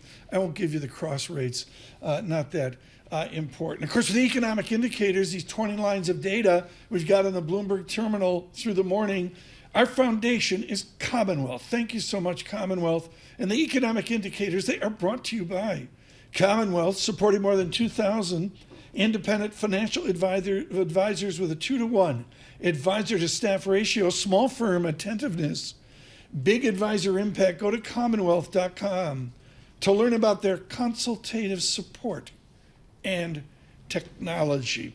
We're going to dive into the economic data right now. We've given Tiffany Wilding over at PIMCO, Newport Beach, California, time to do it. But Tiffany, I got to rip up the script right now. The new CEO at Starbucks is going to stay in Newport Beach instead of commute to Seattle. Smart person. I mean, Tiffany, what is the attraction, the allure of Newport Beach versus him and the fam moving up to Seattle? Well, I think it's your favorite restaurant, Malarkey's, by Fashion Island. But to be fair, the beaches here are very gorgeous. It's like living in a resort community. It's very different than New York City. It's a very nice place to live for sure. I'm not surprised. You're killing me. Let's migrate to retail sales right now. It's just such a tough life for Tiffany. Wow. I got a nominal number here. Malarkey's Irish. And what's really important, Tiffany, is I got some revisions that are actually pretty quiescent. This is a constructive set of data, isn't it? Yeah, I mean, I think the bottom line is, just looking through this, is this completely confirms that the U.S. was not in recession in July. And obviously the risks of that, or at least the market's focus on the risks of that, were increased because of the unemployment report, and specifically the increase in the unemployment rate, which has triggered the so-called SOM rule. Historically, the SOM rule has been a good indicator that we are in recession right now. But, as we've been discussing, there's good reasons to believe why this time is actually different with that rule. We've had pretty big supply side gains in the labor market lot over the last few years as a result of immigration and just folks coming back post-pandemic. And that's not the markings of an economy that's in recession. This retail sales report just completely confirmed that. So on the retail sales, Tiffany, again, I'm going to look at the control group. I'm not sure what's all excluded, but let's go with it. The control group, positive 0.3%. The consensus was 0.1%. What do you make of the U.S. consumer these days? Yeah, I mean, I think overall the consumer is still strong. I do think that you have seen some deceleration in consumption, but that's okay. We were living in an economy where you had a lot of above trend growth. Some of that was due to immigration, but some of that was due to just the fact that we had a lot of stimulus post-pandemic. As that is wearing off, you're seeing things just normalize. So I would argue it's just a healthier environment for consumers. You're seeing them more picky, with pricing. Obviously, we had the Amazon Prime Day and related promotions that probably boosted nominal retail sales in July. But overall, I would say that we're getting back to normal for the consumer. Okay, my problem is, Tiffany, and it was the number one fight I had with the wonderful Alan Meltzer at Carnegie Mellon. The average Newport Beach, California home price is $3.393 million. That's the average price off Zillow for the Tiffany Wild hood, $3.93 million. Tiffany, that's not America. How much of the buoyancy in retail sales is coming from 10% of the public? Yeah, no, you're absolutely right on the distribution of outcomes given wealth level, and we very clearly see that in the data. So when we look at the retail sales number, that's the average consumer, and that hides a lot of differentiation under the surface. And you're absolutely right. What we're seeing is that lower income consumers, they are struggling. We are seeing more delinquencies on credit cards, on auto loans, and things like that. But overall, the consumer is doing quite well. The consumer, in terms of its balance sheet, we came out of this recession, the pandemic-related recession, with actually consumer balance sheets being stronger than where they were when we came in. That's something that never happens in a recession. Consumers are also enjoying a lot of wealth that's been created in the largest asset that they have, their homes, as a result of home prices increasing. And a lot of them also have low mortgage rates still. So, I would say, yes, there is some differences, by income level, but overall, the consumer is doing quite well. All right, the consumer's doing quite well in general. We've got, I guess, inflation coming down, moderating as we continue to see that in both the PPI and the CPI data. So what does that set up the Fed to do in September, do you believe, Tiffany? Yeah, I mean, I think when you have an economy that's getting back to normal, you need to have monetary policy that's also getting back to normal. And I think Fed officials would argue that they think policies in restrictive territory. We would agree with them. We do think higher interest rates are restricting the economy to some degree, and just bringing that back to normal also makes sense. And we think that's what they're going to start to do in September. And they're probably going to do that. They could do it at varying degrees. The market's obviously pricing in some chance they cut rates by 50 basis points. Right. We think 25 is more likely just because the economy is not going into recession. So they can kind of do this in a measured, paced way and get the economy back to normal. And Tiffany, if you're sitting with the animals like Jerome Schneider, and they're just snarling and they're angry. It's miserable out there at PIMCO. Tiffany, you're talking to Jerome Schneider, and he goes, what's your GDP call? Quickly here, what's your real GDP call up 12 months? Yeah, I mean, so we're still looking for an economy that's doing quite well. Maybe not as well as last year when it clocked 3% growth, but our forecast for this year is around 2%, and a little bit below that, in 2025. Okay, so it's grim, 2.2%. What portion of America is living Lawrence Summers stagflation beneath 2%, or even feeling a recession when you're aggregating a 2.x% real GDP? Well, I think that, the thing to remember is that, looking back at the labor market statistics, the unemployment rate has been going up, not because people have been losing jobs. On aggregate, we've actually had job growth over the time period that we've seen the unemployment rate rise. So you're seeing people that are coming back to the labor market, and folks that have entered the country entering the labor market, and the folks that have jobs are keeping them. So that's not really the markings of an economy that is stressed. Tiffany, thank you. This was the interview of the day. From Newport Beach, California, she's 1,000 miles from where she wants to be. Tiffany Wilding of PIMCO. Greatly appreciated today in retail sales. Cut a little short there. We got to do a data check, Paul. Yep. To review, futures up 10, then futures up 30, now futures up 44, up 0.8%. NASDAQ futures up 176, up 0.9%. Here are the levels. Wow. 5,000. My eyes are, Lisa, my eyes are failing me. Go to, give me some glasses. 5,520, yeah. Thank you, nailed that. 5,520. I couldn't reach my walker.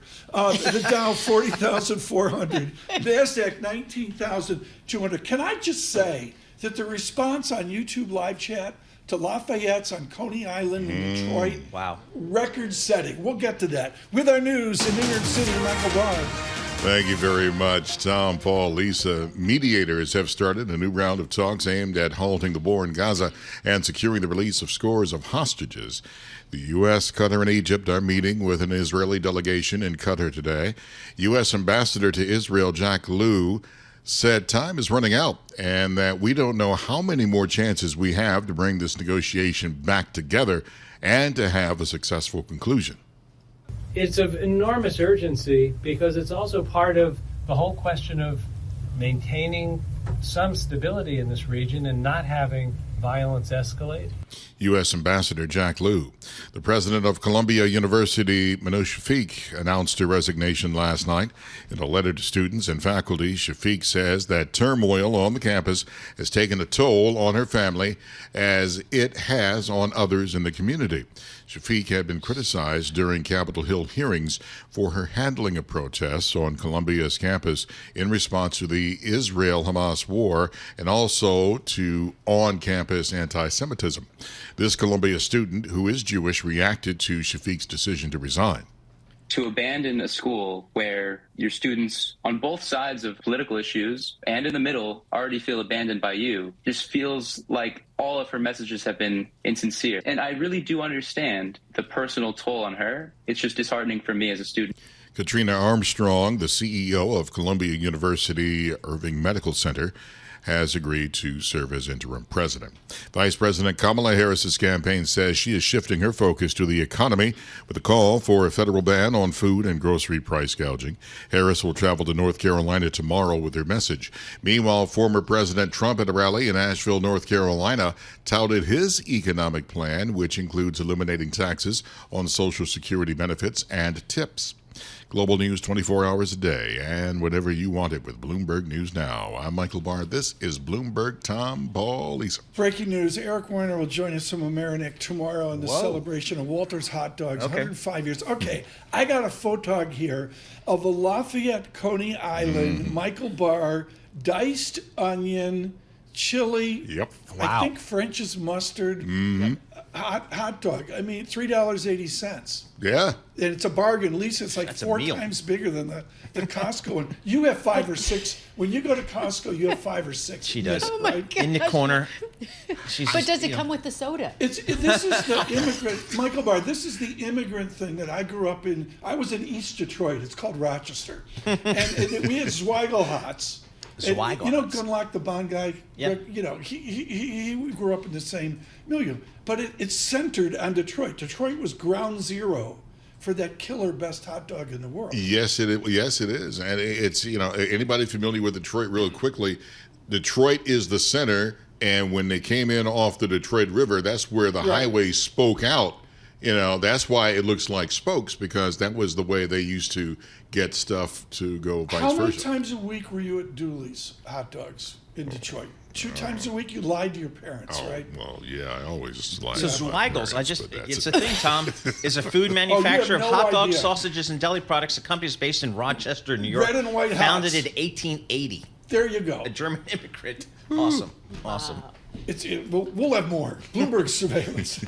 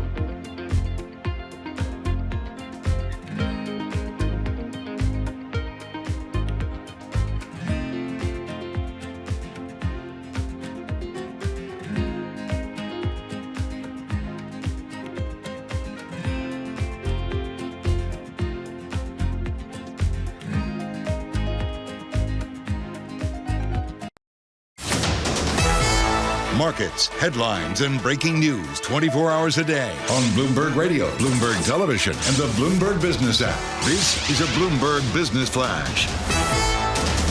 From the Bloomberg Interactive Broker Studio, I'm Lisa Mateo. A nice lift of futures after some more economic data. Right now, NASDAQ futures up more than 1%. Dow futures up 0.9%. S&P futures up about 0.8%. We have the 2-year yield, 4.08%. It was little change, now up 12 basis points. We have the 10-year yield, 3.93%, up about 8 basis points. Let's get to the data. So we had initial jobless claims came in lower than expected. 227,000 applications filed last week. That prior month revised up to 234,000. And we have U.S. retail sales picked up by more than expected in July. The value of retail purchases, unadjusted for inflation, increased 1% in July after downwardly revised 0.2% in the prior month. Now, Wal-Mart, they're seeing that resilient customer raise its sales guidance for the first year. Walmart shares up about 8%. And then you have shares of Bavarian Nordic. They're the maker of approved Mpox vaccine, up 7% in Copenhagen. The WHO declared that outbreak of the disease. Yeah, global public health emergency. Yeah. So that's the reason Thank for you. that. That is your Bloomberg Business Flash. Tom and Paul. I read about it last night for the first time. We're Me not too. going to do Yep. it right now, but it's percolating there across the Congo and Africa is well. Two things here quickly. Percolating in New York, and Bloomberg, BNN Bloomberg has a story. Thank you, Evan Gorlick, for this. This is not a fresh story, but it gets us to Uber and Lyft strike potential. Really? In this August. Okay. And I don't have the details. I'm not going to say anything about it other than Uber and Lyft drivers are upset beyond about new policies that limit their hourly time where they can go. And that goes to the upset of the headline, Paul, we just saw on your New Jersey Transit. Exactly. New Jersey Governor Murphy announces a fair holiday for New Jersey Transit for August 26th to September 2nd. That's nice. We'll take that. But it's interesting. New Jersey Transit recently just instituted a 15% fare increase, which was kind of a shock to us who ride it every day. However, they hadn't raised fares for 5 years, right, Lisa? Yeah. So, Yeah, I mean, it's correct. almost, why don't you give us 3 or 4% fare increase every year? We wouldn't even notice it. Right, now they just hit you at once. Yeah, so anyway, but New Jersey Transit, I'm going to be a defender of New Jersey Transit. I've been riding it for 35 years. They get me in and out of the city every day, pretty much on Other time. than you and I who have no life. Right. Who's on the train the last week of August? Nobody. Like Exactly. 14 people, Exactly. right? It's me. I'll be there. I mean, joining us as well right now. This is important after retail sales. The market lifts further. Futures up 40 now, up 49, up 0.9%. Also with no life, Megan Robson joins now, BNP Paribas. She'll be working through August as well. What are you writing is sort of a launch September piece? What's your fixed income angle to message into the autumn? Great question. Well, thank you for having me. Thanks for having me, Tom and Paul. So I think top of mind for us is, despite some of the volatility we've seen this summer, we're still expecting a credit soft landing. So we're still optimistic on the credit markets. We just had the biggest sell-off of the year in credit. A lot of that has retraced. Was that week ago Monday Yes. trade? Okay. Yep. A couple weeks ago. A lot of that has retraced. So Okay. in some markets, over 50% of that has rebounded. But importantly, spreads are wider now. So you're still in investment grade, for example, you're at 100 basis points above the risk-free rate. That's still about 15 basis points wider than we were for a lot of this year. So investors waiting for that sell-off, I think it's a good opportunity to buy the dip here, and so that's what we're recommending. How much credit risk do I take here? I mean, do I go out and into the high yield market? Do I stick with the investment grade? Where do I go? So I think there's great opportunities, I think, in both markets. So heading into a potential slowdown, a gradual slowdown, high yield can still perform very well, but we would recommend staying in the mid to upper quality. So single Bs, I think, will be the sweet spot in high yield, where you're not exposed to some of the idiosyncratic risks that we've seen in the triple C market, but you're still getting that pickup in carry.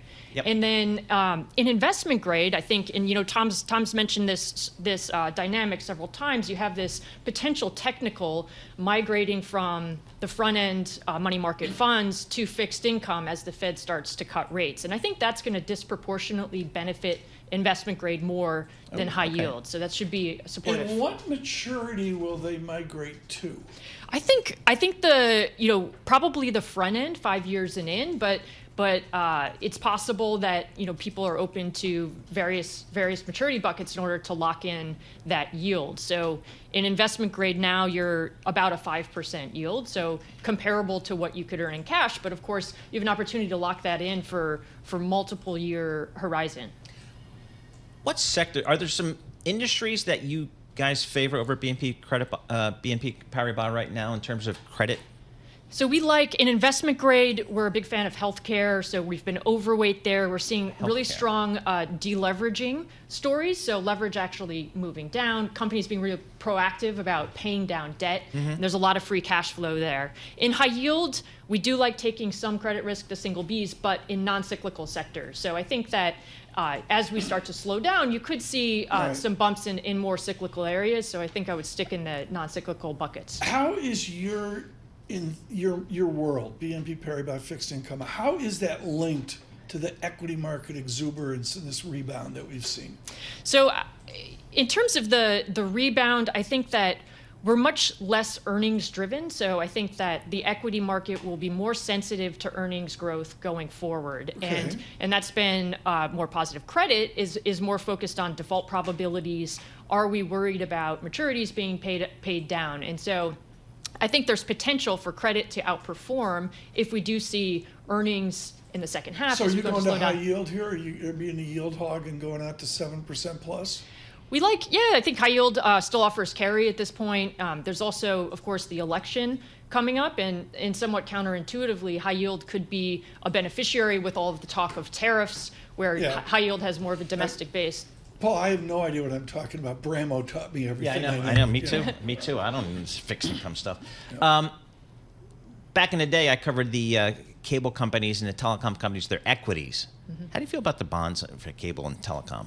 So I think you have to be very selective in high yield. Because they're big issuers in your market. So in high yield, a lot of the more highly leveraged companies fall into telecom. And I think that there's a secular decline in some of the demand. So very much more cautious in the high yield space on that. But don't you get paid for that though?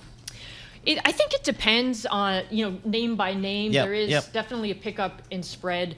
The place you have to be careful is looking at loan to value. So anything with a loan to value 70% above tends to sell. We've seen tend to sell off much more when spreads widen. So I think you have to be much more selective in some of those highly leveraged names. Quickly, what's issuance look like into the fall? So we think it's going to slow down, and we have been wrong about this for a few months now. That's why I asked. IG issuance continues to surprise us, but we believe ahead of the election that a lot of the issuance has already gotten done, and IG are tracking at $1 trillion, and we do hear from issuers that they have pulled forward issuance to get ahead of potential volatility heading into the election. So it could be a positive technical as you approach September. Oh, sorry. Yeah, good. I was just going to say, how aggressive are you in buying new issues? When the phone rings from Morgan Stanley or Goldman Sachs, do you guys pick up? Well, of course, as BNP as a syndicate desk, ourselves very involved in the process of new issues, and I think that investors are clamoring for that new issue concession. And how much is that concession? That's been our theme today. Yeah, so I think it depends on. We saw that definitely increase last week with some of the issuance in the volatility, but overall these new issues have performed extremely strongly, throughout the year. So rallying to secondary market levels after issuance. Megan Robson, thank you so much. With BNP Paribas, we look at debt today. Smart people. We do that with the well-timed. I messed this up, folks. Thanks to Gina Martin Adams for being here. Futures up 52, up 1%. The VIX. Could we get a 14 VIX today? Yeah, let's get right back to your comfort zone, Tom. That's where we are. I'm still getting hate mail over yesterday. Megan Robinson said, "Tom, never again boy bands." But we did boy bands yesterday, so here we're doing Craft from women. Alanis Morissette, giant album with Glenn Ballard, Jagged Little Pill. Swallow it down, what a jagged little pill. It feels so good, swimming in your stomach. Wait until the dust settles. You live, you learn, you love, you learn, you cry, you let, you lose, you learn, you bleed.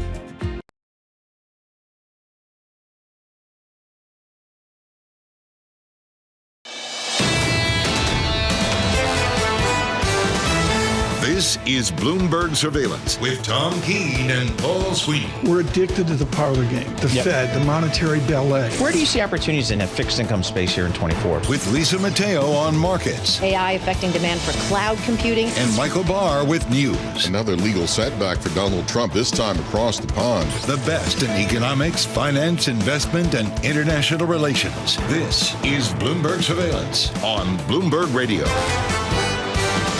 Good morning, everyone. Tom Keene, Paul Sweeney, Lisa Mateo, Michael Barr. Another hour of Bloomberg Surveillance. Here were the markets lifting. Up 10, up 30. Retail sales report up 40, now up 51 points, 0.9% on the Standard & Poor's 500 futures. Dow futures up 379 points. NASDAQ up 1.2% as well. A nice lift to the market. And here's the key point. This is from the economist Robert Sinch. The Retail Sales Control Group, Lisa, the subset of spending that corresponds most closely to haircuts for children returning to school. What? I mean, the haircuts of our kids alone moves real GDP. Yeah, especially when they have to bleach the hair or get these other little things, and you can turn it down to like $200 a I remember the coronary my father had when they went over $275. Exactly. It was like $3, and now we're Uber to Brooklyn to are you kidding me, Lisa? Uber to Brooklyn to get the haircut. Thanks for the Bob Sinch for pointing out the kids' haircuts is the reason retail sales are moving. Again, futures up 51 right now. We're going to talk to Ian Lingen here in a moment. Right now, from the Interactive Broker Studios, you need a data check. Lisa Mateo. And we've got it for you. Futures, getting this nice boost after jobless claims for last week fell for a second week to the lowest level since early July, and after U.S. retail sales picked up in July by more than expected. That's not the only economic data we received. New York State factory activity contracted for a ninth straight month, and U.S. import and export prices, they both increased. So we have NASDAQ futures up more than 1%. Dow and S&P futures up about 0.9%. The two-year yield, 4.09%. That's up 13 basis points. The yield on the 10-year, 3.92%. That's up 8 basis points. We have spot gold lower, $2,436 an ounce. Brent crude $80 a barrel. WTI crude $77 a barrel. Walmart still on the rise, now up 8%. It raised its sales guidance for the full year. Yep, raised targets for operating income, profits. And then we go from Walmart to this higher end retail. Places like Tapestry, they own Coach, Kate Spade. Quarterly profits beat estimates. Their shares up 6%. And the world's top tractor maker, Deere, maintained its profit outlook. Shares up more than 2%. That is your Bloomberg Business Flash. Tom and Paul. Lisa Mateo, thanks so much. Market cap of Walmart. We're used to this $3 trillion big tech stuff, Paul. Yeah. I had no idea. Walmart's market cap is $552 million. It's teens. I would have never thought this. It's teens weens. Walmart? Compared to the Mag 7. Well, I don't know. It's like small. They're everywhere. But what a move. 8% up here to move Walmart like that. 2.1 million employees. 2.1 million employees. We're doing a lot on bonds today. It's been very strong. Thank you for the comments out on YouTube. Again, subscribe to Bloomberg Podcast there. Ian Lingen joins right now with BMO Capital Markets. Ian, if we get an Ian Lingen market, price up, yield down, and we go below 4, near 3, dare I say 2.99%, full faith and credit 10-year yield. How do equities respond to that? Well, I think that we've already seen that the knee-jerk response to equities with 2 lower rates is going to be higher valuations and a general sense that the real economy will go back to continuing to expand, because if we have lower rates, it is also presumably going to be accompanied with the Fed cutting policy rates. So that's good for stocks. So, Ian, where do you think, or I guess, how do you think the Fed's going to react here come September? Is it 25 basis points? Is it 50 basis points? What kind of message do you think they may send here with their decision in September? So I think that what they want to do is they want to prepare the market for a series of rate cuts that are 25 basis points each spread out over the course of the next 18 to 24 months. And they're not going to accomplish that by going 50. So we think that 25 should be the baseline assumption, unless something goes very awry in the real economy between now and the 18th of September, which it doesn't appear to, especially given the recent data. So what does recent data kind of tell us, Ian, or tell the Treasury market here in terms of the health of this economy? It seems like the Treasury market, we got the 2-year Treasury now up 13 basis points here today to over 4% again today. Is a bond market already priced in a rate cut, or is there still some room to go? Right now, the biggest debate in the bond market is whether or not the Fed goes 25 or 50. The most recent data prints suggest that 25 is much more likely. And I think that that's the reason that we're seeing the cheapening of the front end of the market, those 2-year yields up 12, 13 basis points. And at the end of the day, we know that there's a key difference between cutting and easing. The Fed can cut simply because they've been successful in reestablishing price stability and bringing inflation down.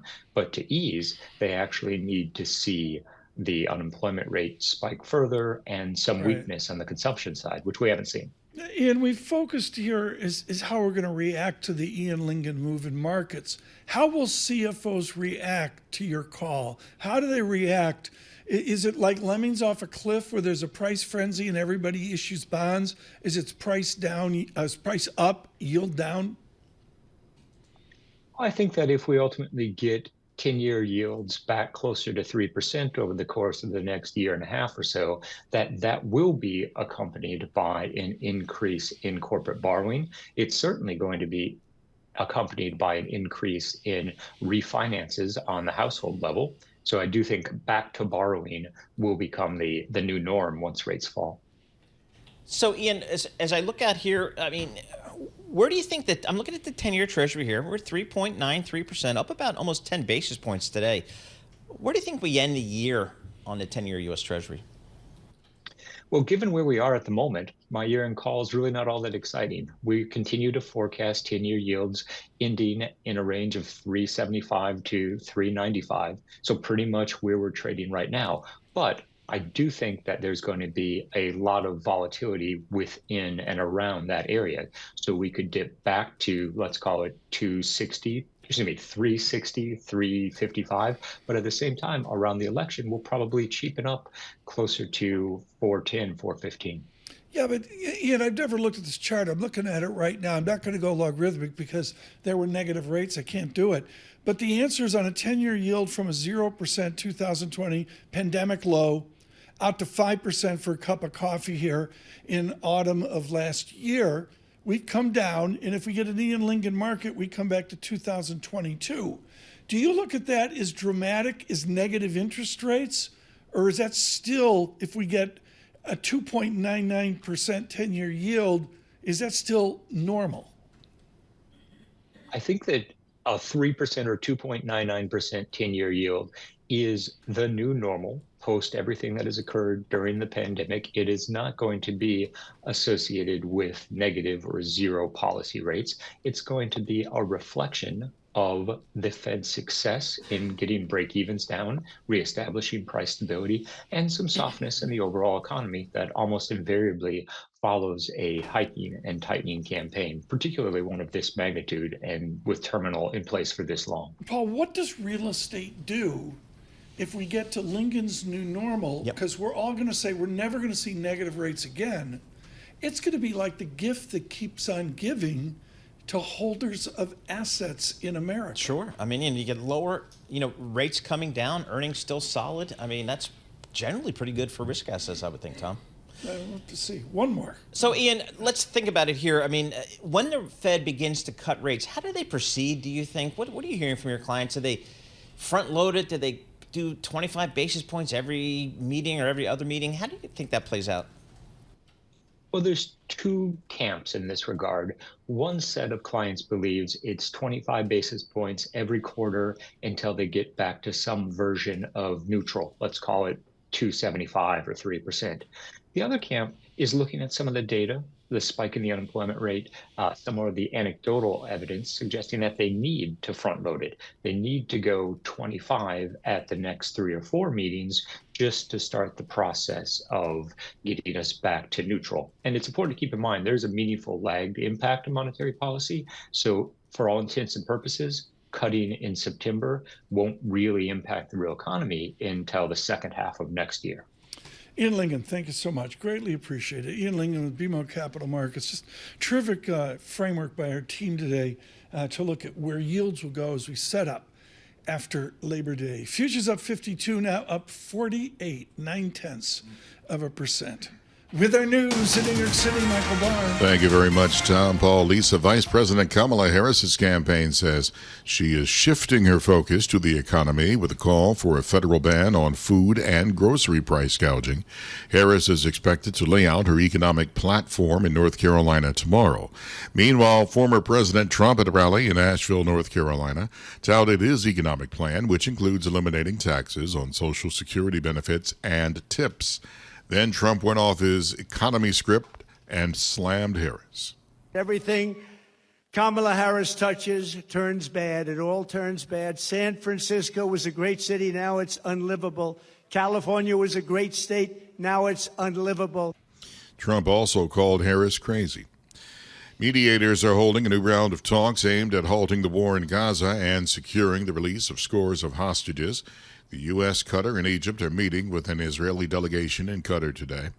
Columbia University President Manu Shafiq announced that she will be resigning from her role. It comes months after student protests on campus stemming from the Israeli-Hamas war. Congressional members are reacting. House Speaker Mike Johnson said in part her resignation is long overdue and welcomes the news. Finally, smiling Yankee fans. They beat the Chicago White Sox 10-2.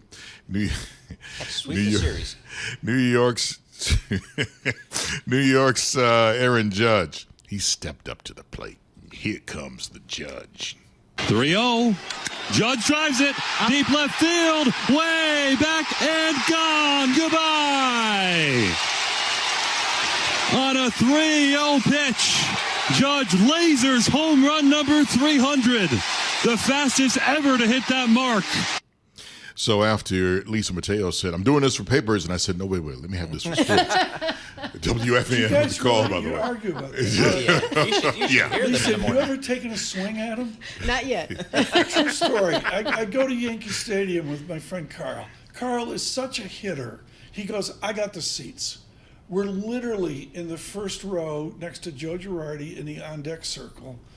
We're down with the celebs. Great, thank you, Carl. And there's this thing in the on-deck circle, and I knew nothing about this guy. And for those that have seen, all the baseball players are huge. Just the littlest guy in the field is huge. But that he's hit 300 homers, I don't think is a surprise. Has he ever done it one-handed? Some people can do that. It looks like every time he goes up to the plate, it's like with a table leg as a bat. Why they pitched to him? Why they pitched to him? I don't know. But you know what? Now wait, the pitch that they gave him, because I looked at it, it was on the inside. It was out of the strike zone on the inside, and he tattooed that thing. Pow, blam, zip. 3-0 pitch. Cy, I was going to do some Tottenham soccer chat here, but Barr just rolled right over me there. Steamrolled you with the dreaded Yankees thing. Yeah, exactly. Can we have a moment of silence here for A-Rod? Because A-Rod's right up here in the statistical mix of 300 home runs quickly. Yeah. What he did with Jason Kelly with Bloomberg was really good. That was good stuff. Futures up 50. Dow futures up 412. Aaron Judge driving the market higher. I can't believe I'm saying this. Weren't they terrible like 5 weeks ago?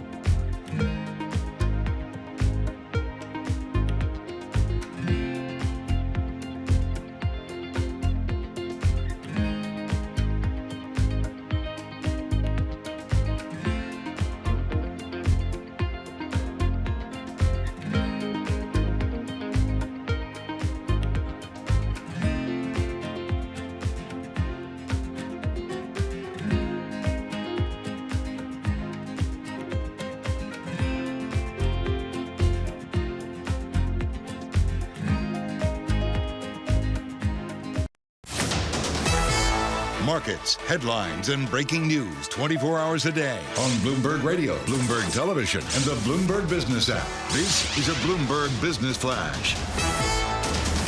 From the Bloomberg Interactive Broker Studio, I'm Lisa Mateo. Stocks climbing, yields soaring after the latest reading on retail sales showed the strength of the U.S. economy. So we'll get to futures first. NASDAQ futures up 1%, 207 points. Dow futures up 0.9%, 387 points. S&P futures up 0.8%, 48 points. The two-year yield 4.10%, up 14 basis points. The yield on the 10-year 3.93%. That's up 9 basis points. So the data showed U.S. retail sales rose in July more than expected in this broad advance. A separate report will show jobless claims drops to the lowest since early July. Moving the markets, Ulta Beauty up 12%. Warren Buffett's Berkshire Hathaway added just short of 700,000 shares in the company during the second quarter. And then you had Bill Ackman's Pershing Square Capital. They were busy too. They took a new stake of about 3 million shares in Nike. Shares of Nike up about 5%. And Chinese e-commerce retailer Alibaba ADRs down 2%. First quarter revenue weaker than expected. That is your Bloomberg Business Flash. Tom and Paul. Thanks so much. I guess, we should do Walmart or Big Box or talk about Bergdorf Goodman. No. Dana Telsey joins us right now. And for Lisa Mateo and Tom Keene, who have children in Ulta Beauty, why?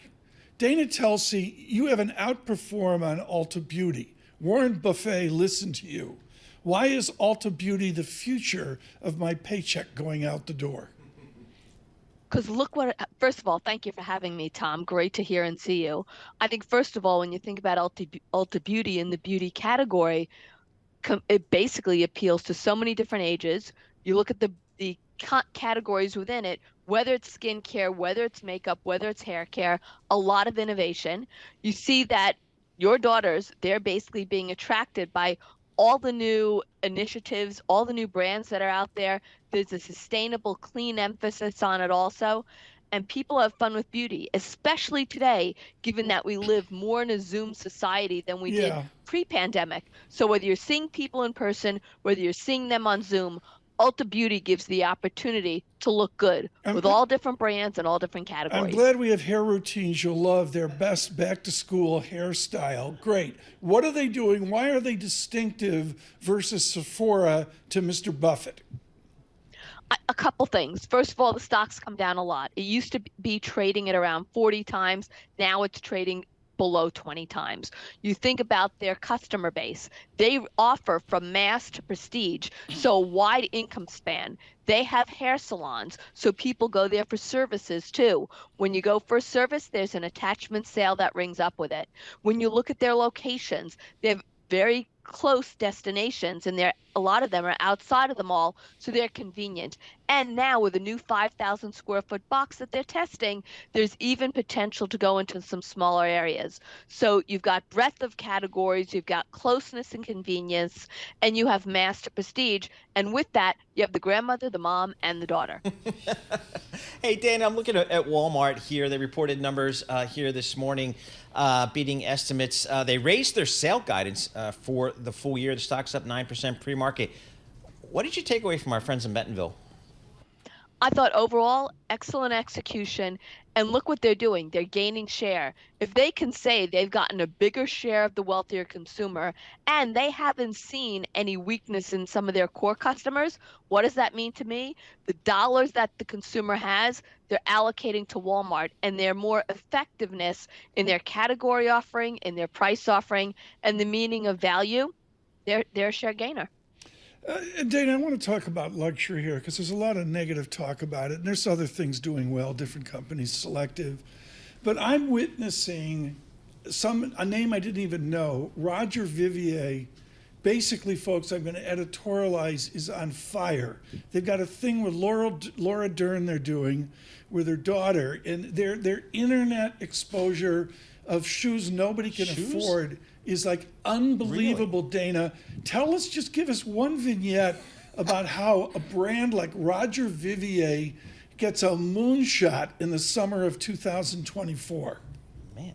I think what you said, a little bit of collaborations of who's wearing it like Laura Dern. Check out their store on Madison Avenue, which they recently reopened, renovated, and you have a very iconic offering in terms of what their shoes are, and certainly the emblem that's attached to it, and they've modernized it. This is an example of intentional buying of brands is driving demand. And you have intention there. It's an iconic offering, and it's back in vogue again. How can our listeners and viewers profit from things like Roger Vivier? I think overall, when you think about some of the luxury brands, you take a look today, Tapestry's results were very, very good. High gross margin, new customers are transacting at a higher average unit retail selling price. So when you think of brands that they say what they do what they say, and they stand for something, I think you have, whether it's LVMH, I don't think that while their sales growth may have slowed, the brands and how they innovate and create demand, it's something that's so unusual and compelling. Dana is such a retail animal. Did you hear what she just said? She said customers are transacting. That's Dana Telsey talk for spending money, just to clear that. And Dana, I have no idea how Tom Keene knows about Roger Vivier shoes, but the Viv Skate Metal Bucket sneakers in soft leather and white, retail $1,075. No way. Yes, there you go. Sneakers $1,000. There you go. So talk to us about, Dana, about in the luxury category, where's China? Where are the Chinese consumers these days? Slowing down. The Chinese consumers are slowing down. They're spending within China. They're not traveling as much as they had. A lot of them are buying some local Chinese brands, and companies are having to work harder with their marketing dollars in order to win business from the Chinese customer. And you've seen it among many different brands out there. There's still opportunity going forward in China. And I think the specific marketing to that core consumer within China is really what's going to win the day. And we're seeing companies refocus on that. Are companies still, I mean, again, China's a huge market. It's been a huge driver of the luxury space. How do luxury companies, how do they operate in China? Are they still investing in China? Because a lot of industries away from retail are really concerned about that. They are concerned about it, but yes, they are still investing. The ability to have a physical footprint basically provides the brand awareness. Have goods that are exclusive to China is key, because when these Chinese are traveling outside of China, they have to know that they're getting exactly what it looks like in China and its authenticity. So being able to show what that brand aesthetic means is key for getting them to transact in other places when they travel. Dana, the Telsey Advisory Group thoughts on Walmart, its future out 5 years. Stronger and bigger, and being able to capture a wider consumer base. The physical footprint will be even more omni-channel than what it is today. And I think the marketplaces area and the whole omni-channel initiatives are going to be made easier. I think the seamless ability of Walmart to capture more households, what you're seeing now with even wealthier consumers buying from Walmart, makes it easier. It's value and convenience. That's the synonym for Walmart. Dana Telsey, thank you so much. Just brilliant there, particularly. Always. I really appreciate the Ulta conversation. Lisa and I will commiserate over that. You know, Ulta, if they really wanted to expand, you put in a bar there. For the parents. Exactly. You know, parents can go in and sit at the Well, all I remember, Tom, is during the height of the pandemic, when the city was shut down, the retail was shut down, the Sephora store across the street. Still popping. Traffic every day. Unbelievable. And now they're with Kohl's. They're in with Kohl's too. Are they so with that does Kohl's? help. Sephora's in Kohl's. Okay. Well, we have 52 bottles in the bathroom. Dana Telsey, thank you so much. Greatly, greatly appreciate it. The Vic, what do we, Paul? Come on. I know. 15 handle on the VIX. Has there, anybody Tom. alive ever seen this? No. I don't think so. No. I mean, again, a week ago Monday, 65 on the VIX. I mean, for a nanosecond in the morning, but yeah, what a move there. And again, as I guess now with hindsight, Tom, the pros are telling us it was primarily a technical thing there last week. So here I'm not going to give my opinion. I have a very strong opinion. I guess I'm right so far, but I could be wrong by 4 p.m. this afternoon. The yen weakens out dramatically off retail sales. DXY 102 to 103, and the yen, very important. I'm going to get a 149, 148.92 on the Japanese yen. That's a big 1% weaker Japanese yen, stronger U.S. dollar. We need to get the markets open. Futures up 51 on YouTube. Bloomberg Surveillance.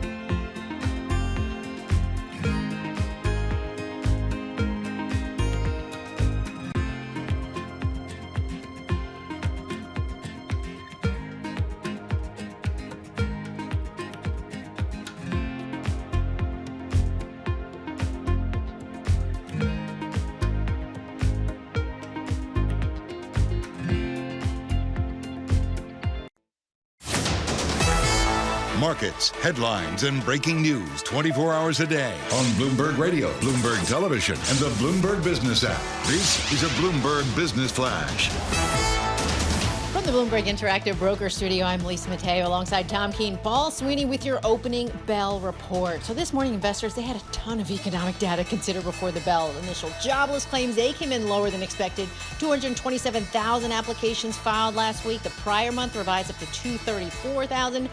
The value of retail purchases, that increased 1% in July after downwardly revised 0.2% the prior month. So let's see the reaction on Wall Street as we get to the open. We'll start with the S&P 500, up 0.9%. 52 points, 5,507. The Dow up 1%, 406 points, 40,420. We have the Nasdaq up more than 1%, 202 points, 17,391. Then we go over to the 2-year yield. It's at 4.09%. That's up 13 basis points. The yield on the 10-year 3.94%, and that's up 10 basis points. Checking with spot gold, higher, 2,448 an ounce. We have Brent crude $80 a barrel, WTI crude $77 a barrel.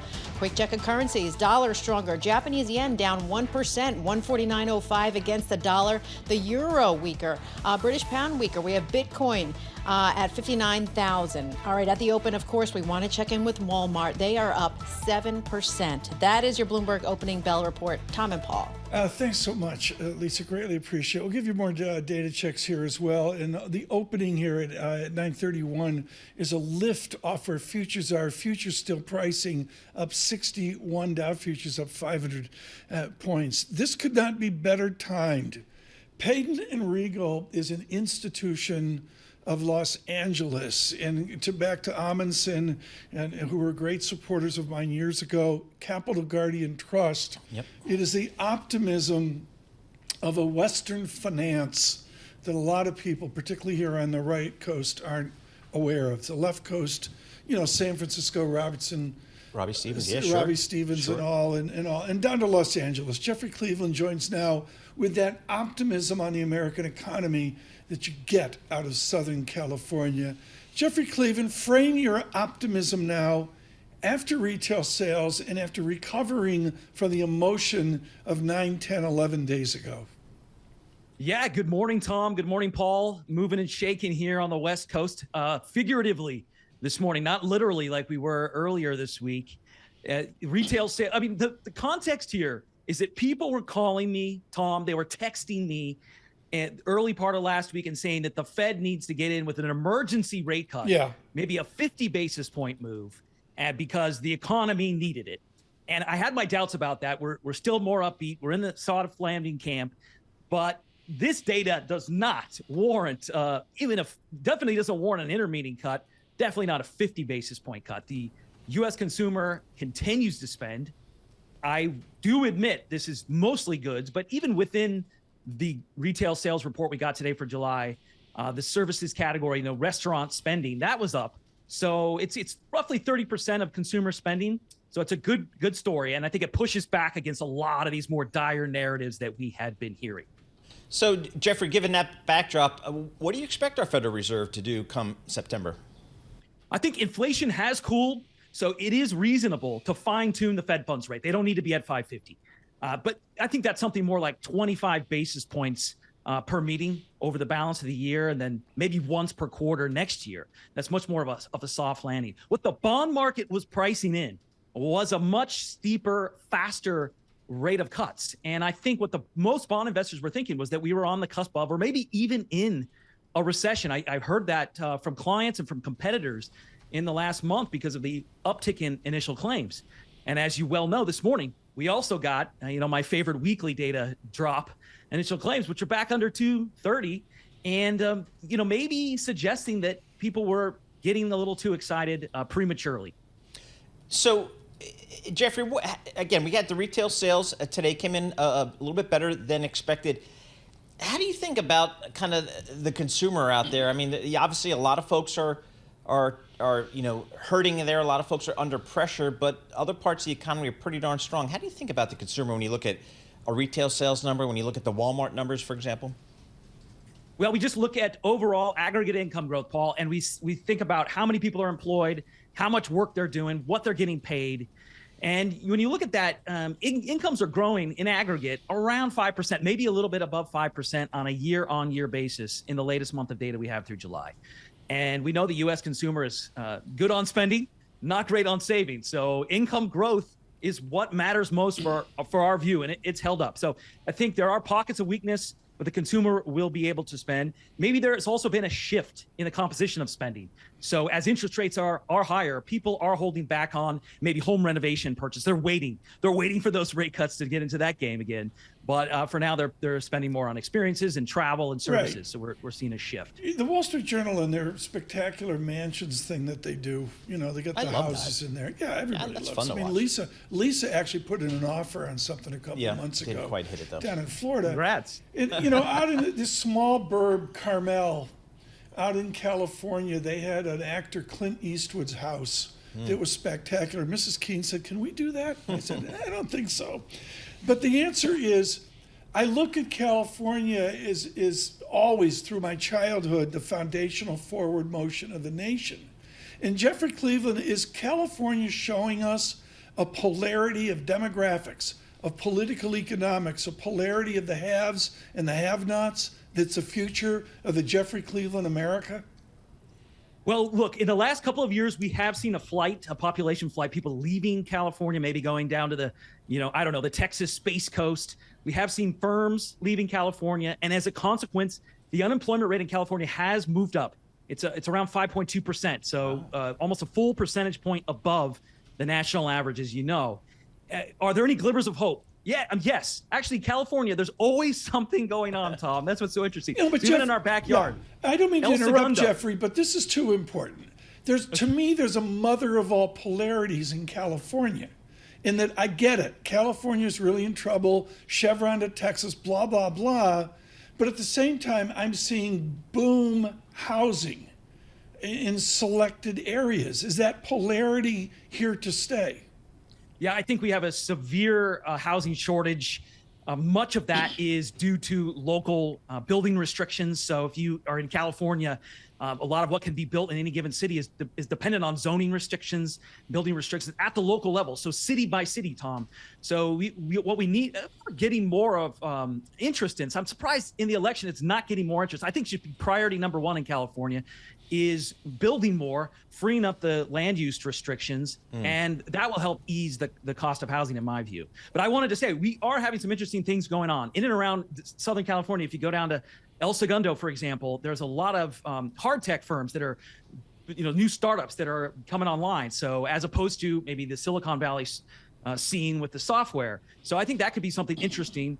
Boosting, U.S. investment and manufacturing activity. So we're going to have to keep an eye on that. So amidst the gloom, there is some interesting things going on in California. Here's some more positive things. Number 3, Sweeney Offspring recently moved from Denver to L.A., so he's gainfully employed exactly. there. He's contributing to the middle child's in L.A. Yep.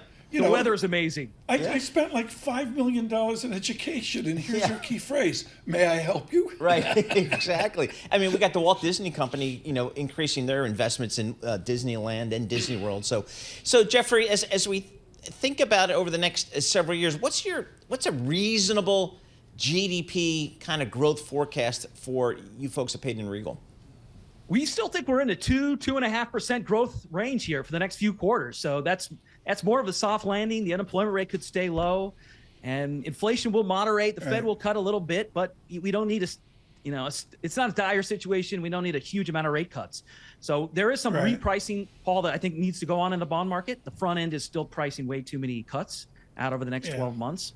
Jeffrey, we got to do a road trip to LA just to see Jeffrey Cleveland. Sure. You're always welcome here. We'll go down, Sunset Strip and all that. Yep. Jeffrey Cleveland, thank you so much. Greatly appreciate it. I love folks getting the opinion of the West Coast. They're just totally, I think, Paul, you know it better than me with all your traveling out there. There's obviously, California is probably 8 different economies in one, given the size of the state. You go up to Northern California with Silicon Valley, and it's all about technology. And what I love about the people in Silicon Valley, and it rubs some people the wrong way, but I love it, I embrace it, is they feel like technology can fix any problem. It is the solution to everything is technology.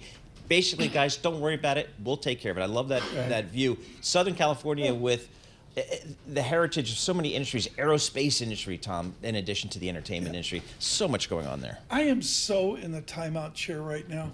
Somebody had out a great Bruce Springsteen video, which I remember years ago and loved it.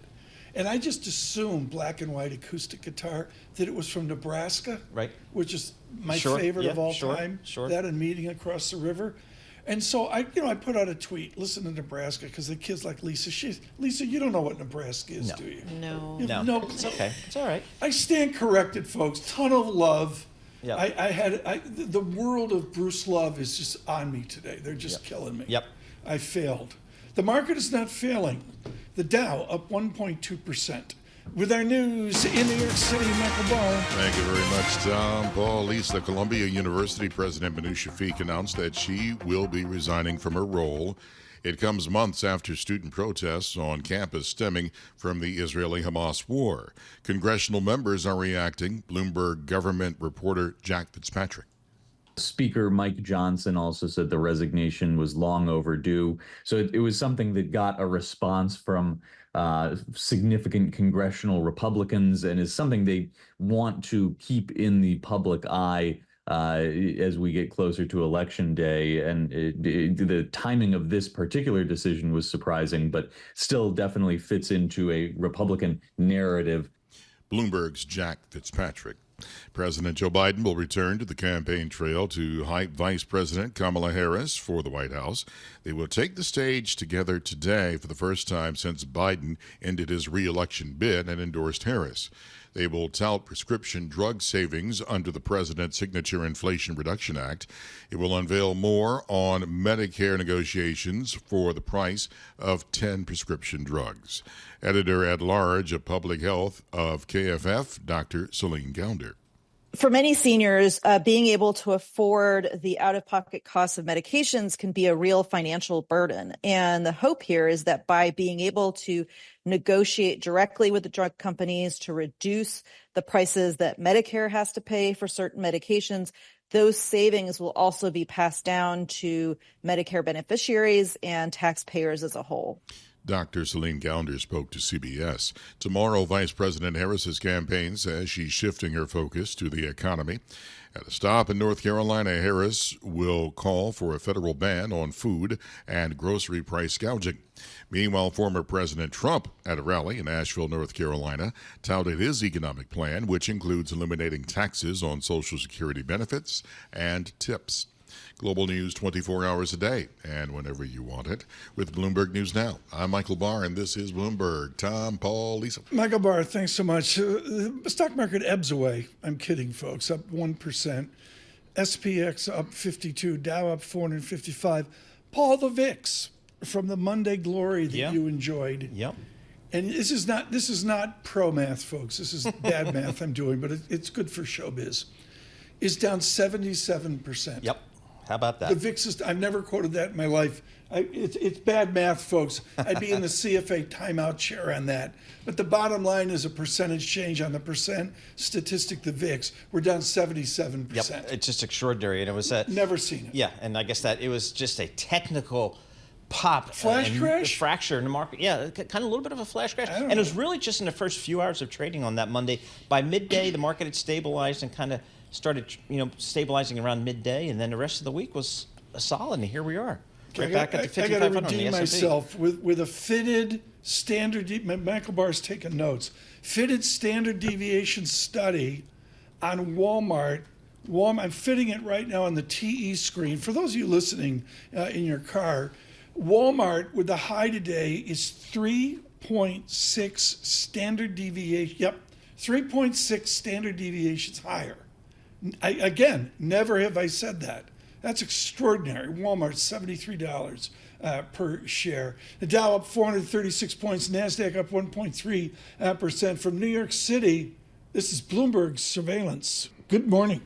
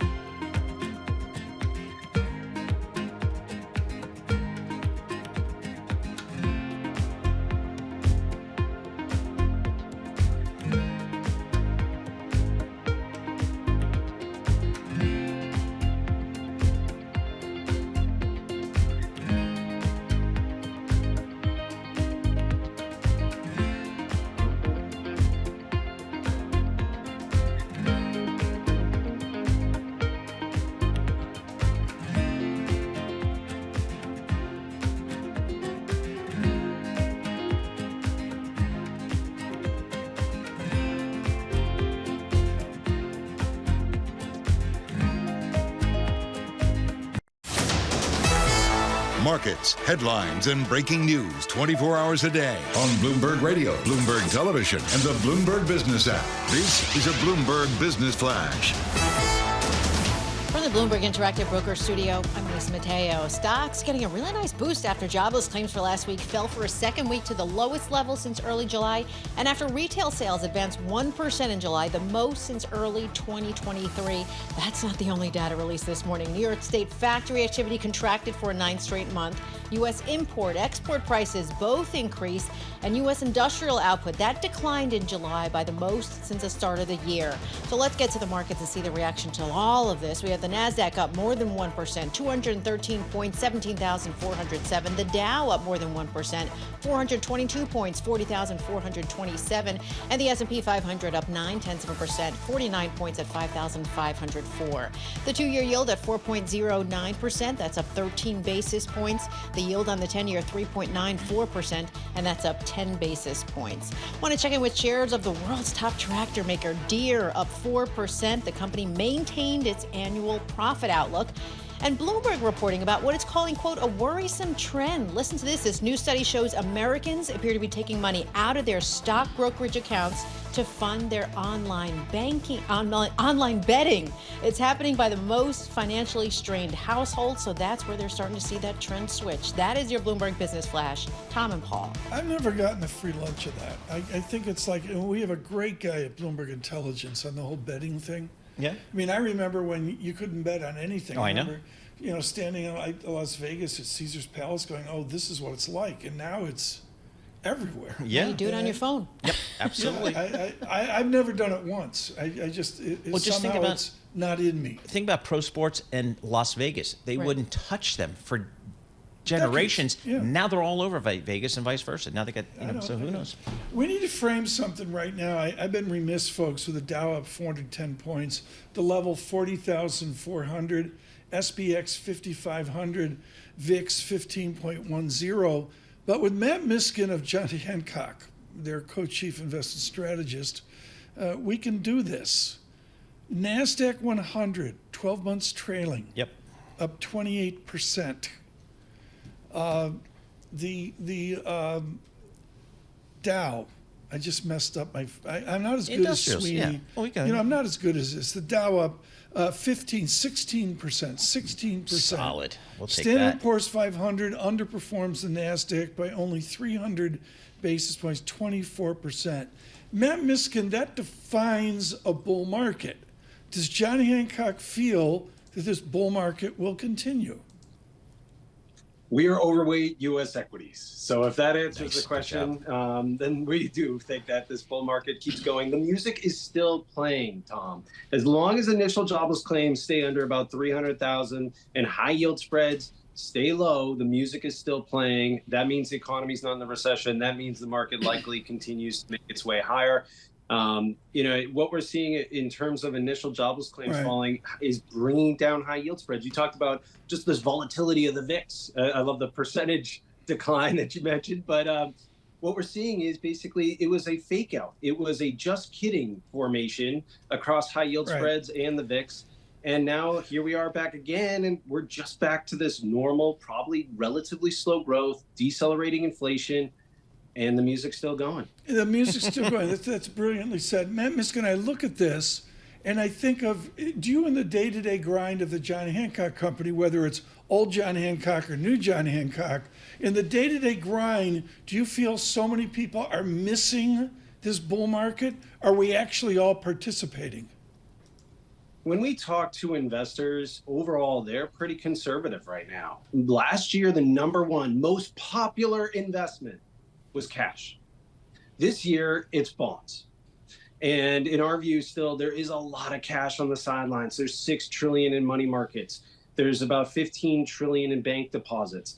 Corporate cash is $5 trillion. We've got $2 trillion in private equity dry powder. There's a lot of cash on the sidelines across the board. We're just trying to talk to investors how to allocate that capital, lock in these attractive rates that you're getting on the short end. We don't think they come down overnight, but into 2025, we do think rates are meaningfully lower. And we want to take advantage of these yields while we got them. All right, Matt, in the equity space here, we're pretty much through the earnings cycle here. what did you learn from earnings, and kind of did that change at all your outlook for these markets? So overall, not bad. I mean, we had about 10% earnings growth is what we're tracking. That's pretty impressive. Last year, earnings growth was flat. Q1 was about 6. So earnings coming in pretty good. But what also happened was if you missed earnings, you got smoked. That's what FactSet earnings data shows, is basically those that missed really saw a big decline. You got to be in those higher quality parts of the market with good profitability, good balance sheets, higher ROE, stable earnings. So we still like the quality factor. That's bringing us to mid and large cap U.S. overweights. We are underweight small cap. Not going to feel good on a day like today, but small caps have struggled because they're less profitable. Small cap earnings are down 15% year over year. Really? So S&P earnings are up 10. That to us means you got to move up in cap to mid and large at least. And international also hasn't seen as greater earnings. So that's what we're focusing on. Best earnings growth, mid and large U.S. So sectors, are there sectors that screen well for you guys these days? Are the portfolio managers at John Hancock, are they maybe overweight certain sectors versus others? Yeah, we are seeing more of a quality tilt in large cap to technology, communication services. They're not shying away too much from the Mag 7. There are some in there that are, for example, electric car companies that are very expensively valued. That's not a favorite of them. But the higher quality ones, yep. And then in mid-cap, we are actually seeing a lot of appetite for actually Midwest industrials that are playing out the manufacturing renaissance we're seeing across the U.S. We think this is massively undercovered with the AI news, but actually the Midwest is booming. We're seeing manufacturing really come back, and we're playing the industrial companies that are building out these massive manufacturing hubs. One final question. The markets are moving, so Matt, we got to do some data checks here. But Matt Miskin, healthcare finally popped. Can you guys say you're long or overweight the healthcare sector led by United Health? We are overweight healthcare, and the insurance companies are relatively cheap. You're getting a dividend. The price, the valuation is about a 10% discount to the overall market. They've got relatively strong earnings growth. They've got an earnings growth recovery story. And it's things that people need versus what we want. A lot of this, it's like, oh, we've got a consumer staple company that's doing well, but we have a consumer discretionary company that's really struggling. For us, healthcare goes into that, what we need. And we think that's actually stability in earnings, which is something we like. Matt, thank you so much. Matt Mishkin with us this morning with John Hancock. And we just got to leave it there because with the Dow up 420 points, 1% move, NASDAQ up 1.6%. And Paul, you're looking for confirmation here of what we're moving. And I'm not saying, folks, buy, hold, sell. We're just reporting what we see off the Bloomberg launch pad. But in the currency market, I've got abrupt dollar reversal from a 102 level on DXY out to 103 in the yen. Absolutely crushed this morning, printing moments ago a 149.09 Japanese yen. So there's some interesting nuances out there. Absolutely, Tom. And just looking across the yield space, we've got some moves there as well. The 10-year Treasury is off 29.30. That pushes the yield on the 10-year Treasury up to 3.94%. That's 11 basis points. Even more so on the shorter end, Tom. The 2-year Treasury up 14 basis points. Let's call it 4.1% there on your 10-year on your 2-year Treasury. I mean, we'll just have to see. Did I tell you earlier how I'm in such the Bruce timeout chair? Are you? I mean, you've seen Bruce, what, 38 times? Yeah, sure. 38 times. Yeah. This weekend, I have to go back and listen in entirety to Tunnel of Love. Yeah. I forgot about it. Yeah. There's and so many this iconic album that I adored, in 1987 is when it came out. Yep. Thank you, folks. A lot of people emailing in. I sort of mixed up Tunnel of Love with Nebraska, which is stupid on my part. But, so much to choose from. I mean, and he continues to put out. I think the last 10 years have been the most prolific of his career. I mean, in terms of just volume of music. You saw him at Broadway. Yeah, that was fantastic. That was right when the city reopened. The first thing that reopened in the city was Bruce coming back to Broadway. We all went in there. Cool. It was great. Very cool. Dow 400 points. Another eventful hour coming up on Bloomberg Radio. Good morning. Oh, New Jersey Transit's free. It's perfect, Bruce.